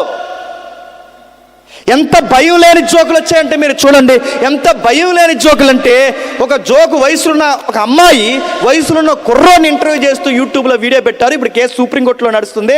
అందులో జోక్ ఏంటో తెలుసా? మీ అమ్మ నాన్న బెడ్రూమ్లో ఉంటే నువ్వు చూస్తావా? స్టాప్ అని చెప్తా. ఇది జోక్ అంట, ఇది జోక్ అంట. ఇలాంటి జోకులు చేస్తున్నది ఎవరు చెప్తున్నా? ఇంజనీరింగ్ చదివిన వాళ్ళు, డాక్టర్లు, యాక్టర్లు. మీరు వాల్ పోస్టర్లు చూస్తున్నారు లేదో? మిడిల్ ఫింగర్ చూపించడం ఈరోజు స్టైల్. నాభి చూపించిన ఈరోజు పెద్ద హీరోయిన్ అయితే ఎంత ఎక్స్పోజింగ్ చేస్తే అంత పెద్ద హీరోయిన్, ఎంత ఐటమ్ సాంగులు చేస్తే అంత పెద్ద హీరోయిన్, రీల్స్లో కూడా సిగ్గు లేకుండా రేపు పెళ్ళి ఎవడ చేసుకుంటాడని భయం కూడా లేకుండా ఊరందరూ కనబడేలా చూపించుకోవడం హీరోయిజం. ఇదంతా నడుతున్నారు. ఎవడండి ఇవన్నీ చేస్తున్నది? ఎవడ చెప్పనా? ఇంటర్నెట్ వాడు కాదు. ఎవడ చెప్పనా? ఆడున్నాడు, అసలు నెట్ ఆడు వేసాడు. ఇవన్నీ చేస్తున్నావు, ఆడు ప్రేరేపిస్తాడు. చేయి, నువ్వు హీరోవి, నువ్వు హీరోయిన్వి. డబుల్ మీనింగ్ మాట్లాడు, నువ్వు హీరోయిన్వి. ఎంత బోల్డ్గా ఉంటుందో నచ్చినట్టు బతుకో. ఏవాళ్ళు లేడు, అడిగేవాళ్ళు లేడు, భయం లేదు, పెద్ద లేదు, చట్టం లేదు, ఏమీ లేదు. నీకు నచ్చినట్టు జీవించాలి. ఇలా ప్రేరేపించి మనిషిని మృగంగా మార్చేది ఎవడ చెప్పండి? ప్రేరేపించే శక్తి వాడే ప్రేరేపిస్తున్నాడు. ఐగుప్తికి పట్టింది వాడే, ఇప్పుడు ప్రపంచానికి పట్టింది వాడే. ఐగుప్తికి పట్టినప్పుడు వచ్చాడు, పేకట్టుకున్నాడు దేవుడు. ఆ రాత్రి సంచరించి వాడికి తీర్పు తీర్చాడు. వాడిని మొక్కునోళ్ళకి కూడా తీర్పు తీర్చాడు. ఇప్పుడు రెండో రాకల్లో వస్తున్నాడు. మళ్ళీ వాడి పేక మీద అడిగేసి ఇక శాశ్వతంగానే తీసేయడానికి రాబోతున్నాడు. ఆ రోజు వచ్చినప్పుడు వాళ్ళ బతికి బట్ట కట్టాలంటే గొర్రెపిల్ల మాంసం తినాలి. ఆ రోజు వాళ్ళ బతికి బట్ట కట్టాలంటే పస్కా చేయాలి. మరి ఈ రోజు మళ్ళీ అదే ముందు జరిగింది మళ్ళా జరగబోతుంది. ఇప్పుడు మనం బతకబట్టి కట్టాలి అంటే నువ్వు ఒక పస్కా చెయ్యాలి. నీకు ఒక గొర్రె పిల్ల ఉంది. అది ఎవడైతే చేస్తాడో ఆడు బతికి బట్ట కడతాడు. ఇదే భవిష్యత్తు, గుర్తుపెట్టుకోండి. రేపు ఇదే జరగబోతుంది. ఏముంది అక్కడ? ఏముంది? ఒకసారి కొరింథీయులకు రాసిన మొదటి పత్రిక చూడండి. కొరింథీయులకు రాసిన మొదటి పత్రిక 5వ అధ్యాయం 6, 7, 8 వచనాలు. పులిసిన పిండి కొంచెమైనను ముద్దంతయు పులివి చేయనని మీరు ఎరుగరా? మీరు పులిపిండి లేనివారు గనక కొత్త ముద్ద అగుటకై, అంతేకాక క్రీస్తును మన పస్కా పశువు. బాగమేనండి. ఐగుప్తిలో వాళ్ళకి పస్కా పశువు ఏంటి? గొర్రె పిల్ల కానీ మేక పిల్ల కానీ. ఇప్పుడు ప్రపంచానికి మళ్ళీ అలాంటి తీర్పే జరుగుతున్నప్పుడు ఇప్పుడు గొర్రె పిల్ల కాదు, మేక పిల్ల కాదు, ఒక నిజమైన పస్కా జంతువు ఉందట. ఆయన పేరు నజరేయుడైన యేసుడంట. అంటే ఇప్పుడు బాగమేనండి, రెండో రాకల్లో ఎవడ బతుకుతాడరా అంటే, ఎవడ ఎన్ని ఎటకరాలు చేసినా, మళ్ళీ చెప్తున్నాను, ఎవడ ఎన్ని ఎటకరాలు చేసినా జరగబోయేది ఇదే. రెండవ రాకల్లో ఎవడ బతుకుతాడంటే, ఐగుప్తిలో ఎవడైతే అలా పాటించాడో, అలాంటోడు ఎవడైతే బతికాడో అలా పాటించినోడే రెండవ రాకల్లో బతుకుతాడు. ఐగుప్తిలో ఏం పాటించాడు? ఏడాది గొర్రె పిల్ల, నిర్దోషమైన దాన్ని తెచ్చుకోవాలి. మగపిల్లని, నిర్దోషమైన గొర్రె పిల్ల. ఏ గొర్రె పిల్ల? నిర్దోషమైన గొర్రె పిల్ల. యేసు గొర్రె పిల్ల అయితే ఆయన నిర్దోషమైన వాడని స్టేట్మెంట్ ఇచ్చింది ఎవరు తెలుసా? రోమన్ గవర్నమెంట్ ఇచ్చింది. రోమన్ గవర్నమెంట్లో సుపీరియర్ ఆఫీసర్గా, అధికారిగా, శాసనాధికారిగా ఉన్న ఆఫీసర్ ఎవరో తెలుసా? పిలాతు చెప్పాడు ఏమని? ఈయన యందు నాకు ఏ దోషమో కనబడలేదు, నిర్దోషమైన గొర్రె పిల్ల. ఈయన యందు నాకు ఏ దోషం కనబడలేదు. మీరు లెక్కలు ఇంటికి వెళ్ళిన తర్వాత ఆ రోజు ఎన్నో తారీఖుని చంపుకుని తినమన్నాడు వాళ్ళని? 14వ తారీఖు టైం సాయంకాలం మందు. మీరు లెక్కలేయండి ఇంటికి వెళ్ళారు. రేపు నుంచి గుడ్ ఫ్రైడేగా, రేపు నుంచి లెక్కలేయండి. యేసు ప్రభువారు పస్కా టైంలో ఎన్నో రోజు చనిపోయాడు తెలుసా?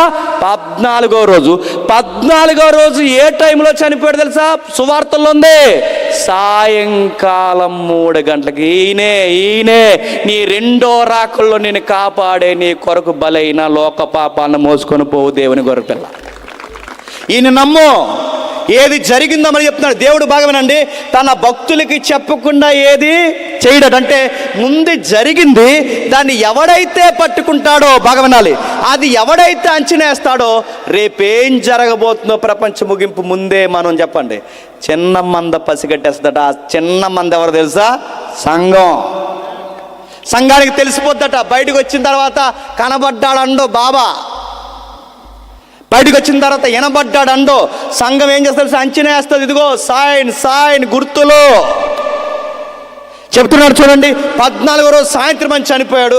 అక్కడ ఇంటికి అందరూ చదవండి. ఆ గొర్రె పిల్ల ఒక్క ఎముకైనా ఇరవద్దంటాడు పస్కా టైంలో. యేసు ప్రభు వారికి సిలువ మీద ముగ్గురిని అంటే యేసు ప్రభుతో కలిపి 3 దొంగలుగా సిలువేస్తే అటువైపు ఉన్నవాడి కాళ్ళు ఎరగొట్టాడు, ఇటువైపు ఉన్నవాడి కాళ్ళు ఎరగొట్టారు. కానీ ఎవరి ఎముక ఎరగలేదు చెప్పండి? ఎందుకు ఎరగకూడదు చెప్పనా? ఆ రోజు గొర్రె పిల్ల ఎముక ఐగుప్తిలో ఎలా ఎరగలేదు, ఇప్పుడు ఈ గొర్రె పిల్ల ఎముక కూడా ఎరగడానికి వీల్లేదు.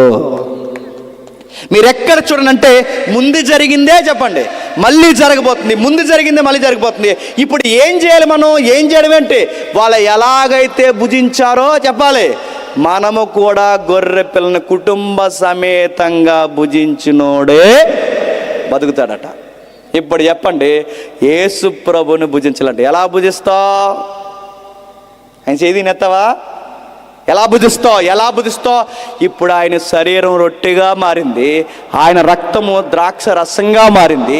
ఈ రొట్టె ద్రాక్ష రసాన్ని ఎవడైతే రెండో రాకడ జరిగే సమయానికి బాప్టిజం తీసుకొని మారు మనసు పొంది దేవుళ్ళలో కట్టబడి సంఘ సంస్కరణ కార్యక్రమం జరుగుతున్నప్పుడు, ఈ ప్రభురాత్రి సంస్కరణ జరుగుతున్నప్పుడు ఎవడైతే ప్రతి సహవాసంలో పాలు పంపులు పొందుంటాడో ఆడు రెండో రాకడ తీర్పులో దయ్యాలకి తీర్పు జరుగుతున్నప్పుడు బతికి బట్ట కడతాడు. బాప్టిజం లేకుండా బడాయిగాళ్ళు ఎవరైతే తిరుగుతారో రాసి పెట్టుకోండి, మీ అందరికీ జడ్జిమెంట్ దయ్యాలతో ఉంటుంది, గుర్తుపెట్టుకోండి.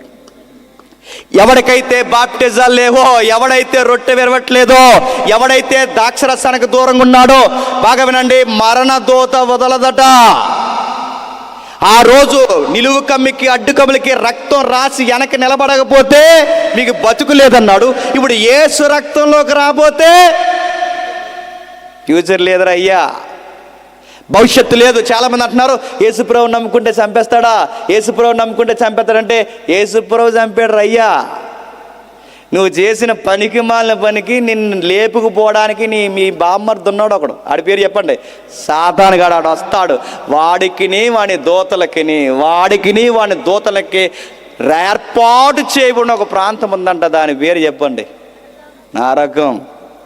నిన్నెవరో బాగా వినండి, యేసుప్రభు ఏం చేయకపోతే పోతావు ఎక్కడికి తెలుసా? నరకానికి. ఇప్పుడు అలా పోకుండా, మరణ దూత వెనకాల నువ్వు పోకుండా, నువ్వేదో అనుకుంటా అది నిన్ను ఈడ్చుకుపోకుండా, అది నిన్ను మింగేయకుండా, వాడు పోయే నాశనకరమైన స్థలంలో నువ్వు పోకుండా ఉండాలి అంటే ఈ రొట్టె ద్రాక్ష అంటే గొర్రెపిల్ల శరీరాన్ని తినాలి. చెప్పండి, గొర్రెపిల్ల రక్తంలో నువ్వు కడగబడాలి. లేదో మళ్ళీ చెప్తున్నాను, నీకు దిక్కు కూడా ఉండదు, గుర్తుపెట్టుకో. మునుపు జరిగిందే చెప్పండి, మళ్ళీ జరుగుద్ది, మునుపు జరిగిందే మళ్ళీ జరుగుద్ది. ఎవడైతే అది ఆశ్రయించిన వాడు ఎక్కడి నుంచి బయటకు వచ్చాడు? ఐగుప్తు నుంచి బయటకు వచ్చాడు. బయటకు వచ్చి ఎక్కడికి వెళ్ళాడు? కానాను భూభాగంలోకి వచ్చాడు. ఇప్పుడు ఎవరైతే ఇది ఆశ్రయిస్తారో ఎక్కడికి వెళ్తారో చెప్పండి? పరలోకానికి వెళ్తారు.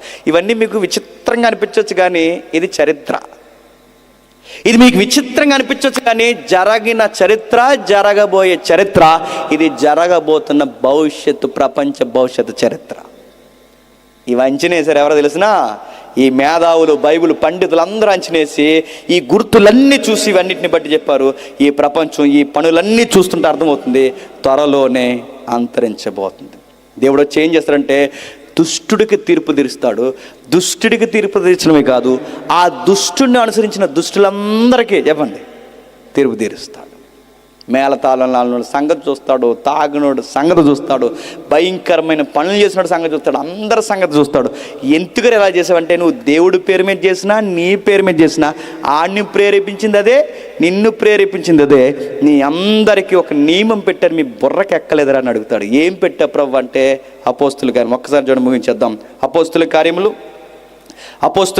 17వ అధ్యాయం ముగించుకుందాం. అపోస్తుల కార్యములు 17వ అధ్యాయం, అపోస్తుల కార్యములు 17వ అధ్యాయం, అపోస్తుల కార్యములు 17వ అధ్యాయం 26వ వచనం నుండి. మరియు మానవులందరికీ యావత్ భూమి మీద కాపురముండుటకు ఆయన ఒకరి నుండి ప్రతి జాతి మనుషులను సృష్టించి, వారు ఒకవేళ దేవుణ్ణి తడువులాడి, ఎప్పటికైనా దేవుడు అంటే ఏంటో వీళ్ళు కనుక్కుంటారని, తడువులాడి కనుక్కుంటారేమో అని తన్ను ఎతుకు నిమిత్తం నిర్ణయ కాలాలు, పొలిమేర్లు, నివాస స్థలాలు ఏర్పరిచి ఎవ్వనికి దూరంగా ఉండకుండా ఒక గుర్తిచ్చాడట. ఏం గుర్తులు ఇచ్చావంటే మనం ఆయన యందు చెప్పండి బ్రతుకుచున్నాం. బాగున్నాను. చాలామంది అడుగుతారు దేవుడు ఉన్నాడు అన్నాను గుర్తుండి చెప్పనా? దేవుడు ఉన్నాడు అన్నాను గుర్తుండి చెప్పనా? మనం ఉన్నాం కాబట్టి. అర్థమైంది లేదో? మనం ఎలా ఉన్నాం? గాలిలో ఉన్నాం, భూమి మీద. భూమి ఊరకే తిరుగుతుందా? మనం బతుకుతున్నామంటే ఆయన ఉన్నాడు కనుక బతుకుతున్నాం. ఆయన అనే ఒక ఆయన లేకపోతే చెప్పండి మనకి బతుకే లేదు. అందుకే ఆయన ఉన్నాడు కనుకే మనం బ్రతుకుతున్నాం, చలించుచున్నాం. మీరు రేపు 8 నెలల తర్వాత సునీత విలియమ్స్ భూమి మీదకి వస్తుంది. మీరు చూడండి ఆవిడ ఎలా ఉంటుందో. స్పేస్లో కొన్ని రోజులు గడిపొచ్చిన తర్వాత మీరు గమనించండి, స్పేస్లో కొన్ని రోజులు గడిపొచ్చిన తర్వాత వాళ్ళ అవయవాలు పనిచేయవు, వాళ్ళ కండరాలు పనిచేయవు, వాళ్ళ చెయ్యి లెగో, వాళ్ళు పూర్తిగా నడవలేరు. చిన్నపిల్లల కన్నా దారుణంగా అయిపోతారు. ఎందుకు తెలుసా? అక్కడ ఏం లేదు తెలుసా? ఆకర్షణ లేదు. భూమి మీద నువ్వు చలించి ఉనికి కలిగి అటు ఇటు తిరుగుతున్నావంటే ఈ ఫోర్స్ని నడిపిస్తుంది ఎవరో తెలుసా? నీ దేవుడు. గుర్తుపెట్టుకో. ఇంత సిస్టమేటిక్గా నడిపిస్తున్నది యూనివర్స్ని దేవుడు. ఆయన నడిపిస్తున్నాడు. మనం ఆయన యందు చలించుచున్నాము, ఉనికి కలిగి ఉన్నాము, మనం ఆయన సంతానమని నీ కవిస్వరంలో కొందరు చెప్పుచున్నారు. ఏమిటి కింద చెప్తున్నాడు? కాబట్టి మనం దేవుని సంతానమై ఉండి మనుషుల్లో చమత్కారంగా మలచబడిన బంగారము, ఎండి, రాతి, దేవత్వం పోలి ఉందని తలంచడం మన మూర్ఖత్వం. ఇలాగే తలంచారు, బంగారాన్ని పూజించారు ఎవరు? ఐగుప్తీయులు. ఇలాగే కర్రకు మొక్కారు ఎవరు? ఐగుప్తీయులు. ఇలాగే మట్టికి మొక్కారు వాళ్ళు, ఇలాగే ఎండుకు మొక్కారు వాళ్ళు. ఇప్పుడు అవే పనులు చేస్తున్నారు, మళ్ళీ అవే పనులు దుష్టుడు మీతో చేస్తున్నాడు. అందుకే ఆ అజ్ఞాన కాలమందు చూసి చూన్నట్టున్నాడు, ఇప్పుడు జ్ఞానకాలం ఇచ్చాడు. ఇప్పుడు చూసి చూన్నట్టున్నాడు. మీ అందరికి ఒక సైన్ గుర్తిచ్చాడు, మీకు ఒక రుజువు ఇచ్చాడు, ఒక ఆధారం ఇచ్చాడు. ఆధారం ఏంటో తెలుసా? ఎందుకనగా తాను నియమించిన మనుషుని చేత నీతి క్రియలు ఎలా చేయాలో. రే, నీతి లేని క్రియలు చేసి దేవుని క్రియలు అంటున్నారు మీరు. నీతి లేని పనికిమాల క్రియలు చేసి దేవుని ఆరాధన అంటున్నారు. నీతి క్రియలు ఎలా చేయాలో తెలుసు. ఇదిగో నీతి అంటే ఏంటో చూపించడానికి దైవ సమాజంలో ఉన్న ఒక వ్యక్తిత్వం మానవ సమాజంలోకి ఉద్భవించింది. దైవ సమాజంలో ఉన్న దైవం మానవ సమాజంలోకి 2000 సంవత్సరాల కిందకు వచ్చింది. వచ్చిన వాడు ఏం చూపించాడు? నీతిని ఎలా అనుసరించాలో ఒక నీతి చూపించాడంట. ఆ నీతిని చూపించి ఎవడైతే ఈ నీతిని పాటించాడో భూలోకానికి ఒక జడ్జిమెంట్ డే ఒకటి నియమించాడట. ఆ తీర్పు తీర్చబోయే ఒక దినాన్ని నియమించి ఆ తీర్పు పొందడానికి ఆధారం ఏంటి అని అడిగితే, ఆ పుట్టినవాడు గిట్టాడు, గిట్టినవాడు మళ్ళీ తిరిగి లేచాడు, లేచినవాడు మళ్ళీ అన్నాడు, మళ్ళీ వస్తాను రెడీగా ఉండండి అన్నాడు. ఆ మాటలు అర్థమవుతలేదు. యుగాంతం ఎలా జరగబోతుంది చెబుతున్నాడు. పుట్టినవాడు గిట్టాడు, గిట్టినవాడు తిరిగి లేచాడు, మృతుల్లో నుండి ఆయన లేపినందున దీన్ని నమ్ముటకు అందరికీ ఆధారం కలిగజేసి. ఇంతకన్నా ఎవిడెన్స్ ఏంటి? మీరు ప్రపంచాన్ని జయించిన ఆ అలెగ్జాండర్ సమాధి ఉంది చూడండి, ఇంకా నెపోలియన్ బోనపార్ట్ సమాధి ఉంది చూడండి, ఇంకా మేధావులు సమాధులు, రాజ్యాంగాలు రాసిన సమాధులు, వాళ్ళ సమాధులు ఇంకా ఉన్నాయి చూడండి. ప్రపంచంలో అందరికీ నమ్మడానికి ఒకే ఒక్క సమాధి ఖాళీగా ఉంది. ఆ సమాధి పేరు నజరుడైన యేసుడిది ఖాళీ సమాధి. గుర్తుపెట్టు. ఇంకే నమ్మాలి? డూమ్స్ డే ఉంది, జడ్జిమెంట్ డే ఉంది. ఈ నీతిని అనుసరించకపోతే నాశనకరమైన ఒక దినం ఉందనడానికి ప్రూఫ్ ఏంటి, ఎవిడెన్స్ ఏంటి అని అడిగితే ఇదిగో చూడు, ఈ ప్రపంచ సమాధులు అన్నీ ఫుల్ అయిపోయి ఉన్నాయి. బైబిల్ చరిత్రలో ఒక ఆయన చరిత్ర ఉంది. పుట్టాడు, చనిపోయాడు, తిరిగి లేచాడు. చాలామంది పుట్టారు, చచ్చిపోయారు, తిరిగి లేగలేదు. లెగిస్తామన్నారు, ఇంకా లేగరు. లెగిస్తాం కప్పెట్టండి అన్నారు, ఇంకా ఎక్కువ మట్టేస్తారు, ఇంకా లేగలేదు. ఆ సమాధి అన్నారు, ఈ సమాధి అన్నారు, మహాసమాధి అన్నారు, యజ్ఞయాగం అన్నారు. ఎవళ్ళు లెగిస్తాడని అడుగుతున్నాను. ఎవళ్ళు లెగిస్తాడు? ఎవరు లేగలేదు. ఏ మేధావి లేగలేదు, ఏ నిష్ఠ పాటించిన లేగలేదు. యేసు మాత్రమే ఒక రుజువుని చూపించి తిరిగి లేస్తానన్నాడు, తిరిగి లేస్తాడు. రాబోతున్నది తీర్పు ఈయనదేనని, జరగబోతున్నది ఈయన చేతుల్లోకే కాలం వెళ్ళబోతుందని, కాలము దాని కాలగతులు ఆయన చేతుల్లో, తండ్రి చేతుల్లోనే ఉన్నాయనడానికి ఇంతకన్నా ఆధారం ఏం కావాలి? ఇంత రుజువిచ్చి, సమాధిని ఖాళీ చూపించి, చరిత్ర చూపించి, జోగ్రఫీ చూపించి, ఐగుప్తి చరిత్ర ముందు రాయించి, అక్కడ జరిగిందే మరలా జరగబోతుందని ఇంత రాయించినా ఈ రోజుకి నీకు బాప్టిజం లేదంటే నీది ఏ గుండ్రా అని అడుగుతున్నాను.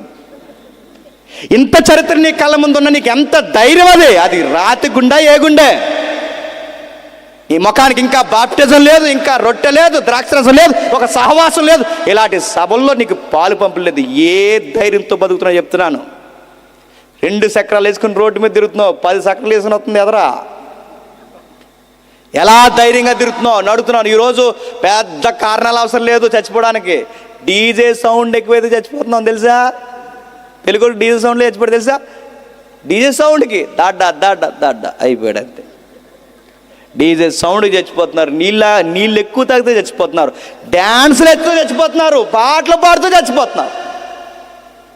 ఇలా కూర్చుని లెగిసి వయసులో ఉన్న కుర్రోళ్ళు చచ్చిపోతున్నారు. చావు ఏ రంగం చేస్తుంది? దేశం మీద భయం ఉందా? ఈ సావు చూస్తున్నాం. ఐగుప్తిలో ఒక శవం లెగిస్తేనే అంత భయం వేస్తే, ఐగుప్తిలో ఒక శవం లెగిస్తేనే మొత్తం ఐగుప్తి గవర్నమెంట్ చేతులు ఇస్తే, వచ్చే రెండవ రాకల్లో ఒక శవం కాదంట, కుటుంబానికి ఒక శవం కాదంట, కుటుంబమే శవాల గొట్టవుద్దట. బైబిల్ ఇలా ఉంది. ఆ మత్తయి సువార్తలో పీనుగులు ఎక్కువ అవుతాయట, గెద్దలు పోగవుతాయట, మరణఘోష సిద్ధమైపోద్దట.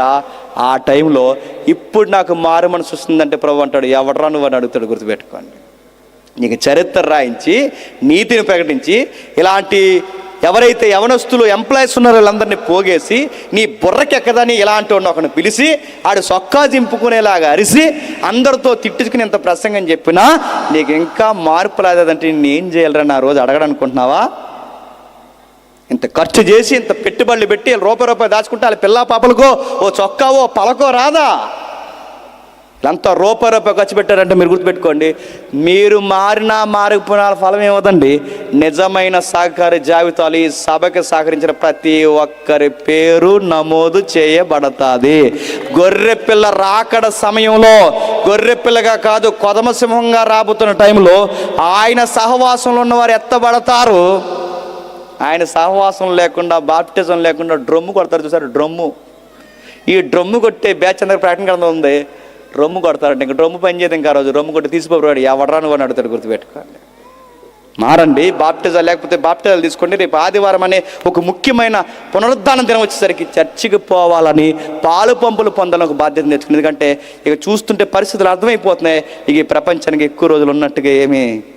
ఎందుకంటే మనుషుల్లా లేరు, స్త్రీలా లేరు, పురుషుల్లా లేరు, పిల్లలు లేరు, ఆయుసులా లేదు, తిల్లులా లేవు, వర్షాలు పడే వాతావరణం లేదు, పండే భూమి వాతావరణం లేదు.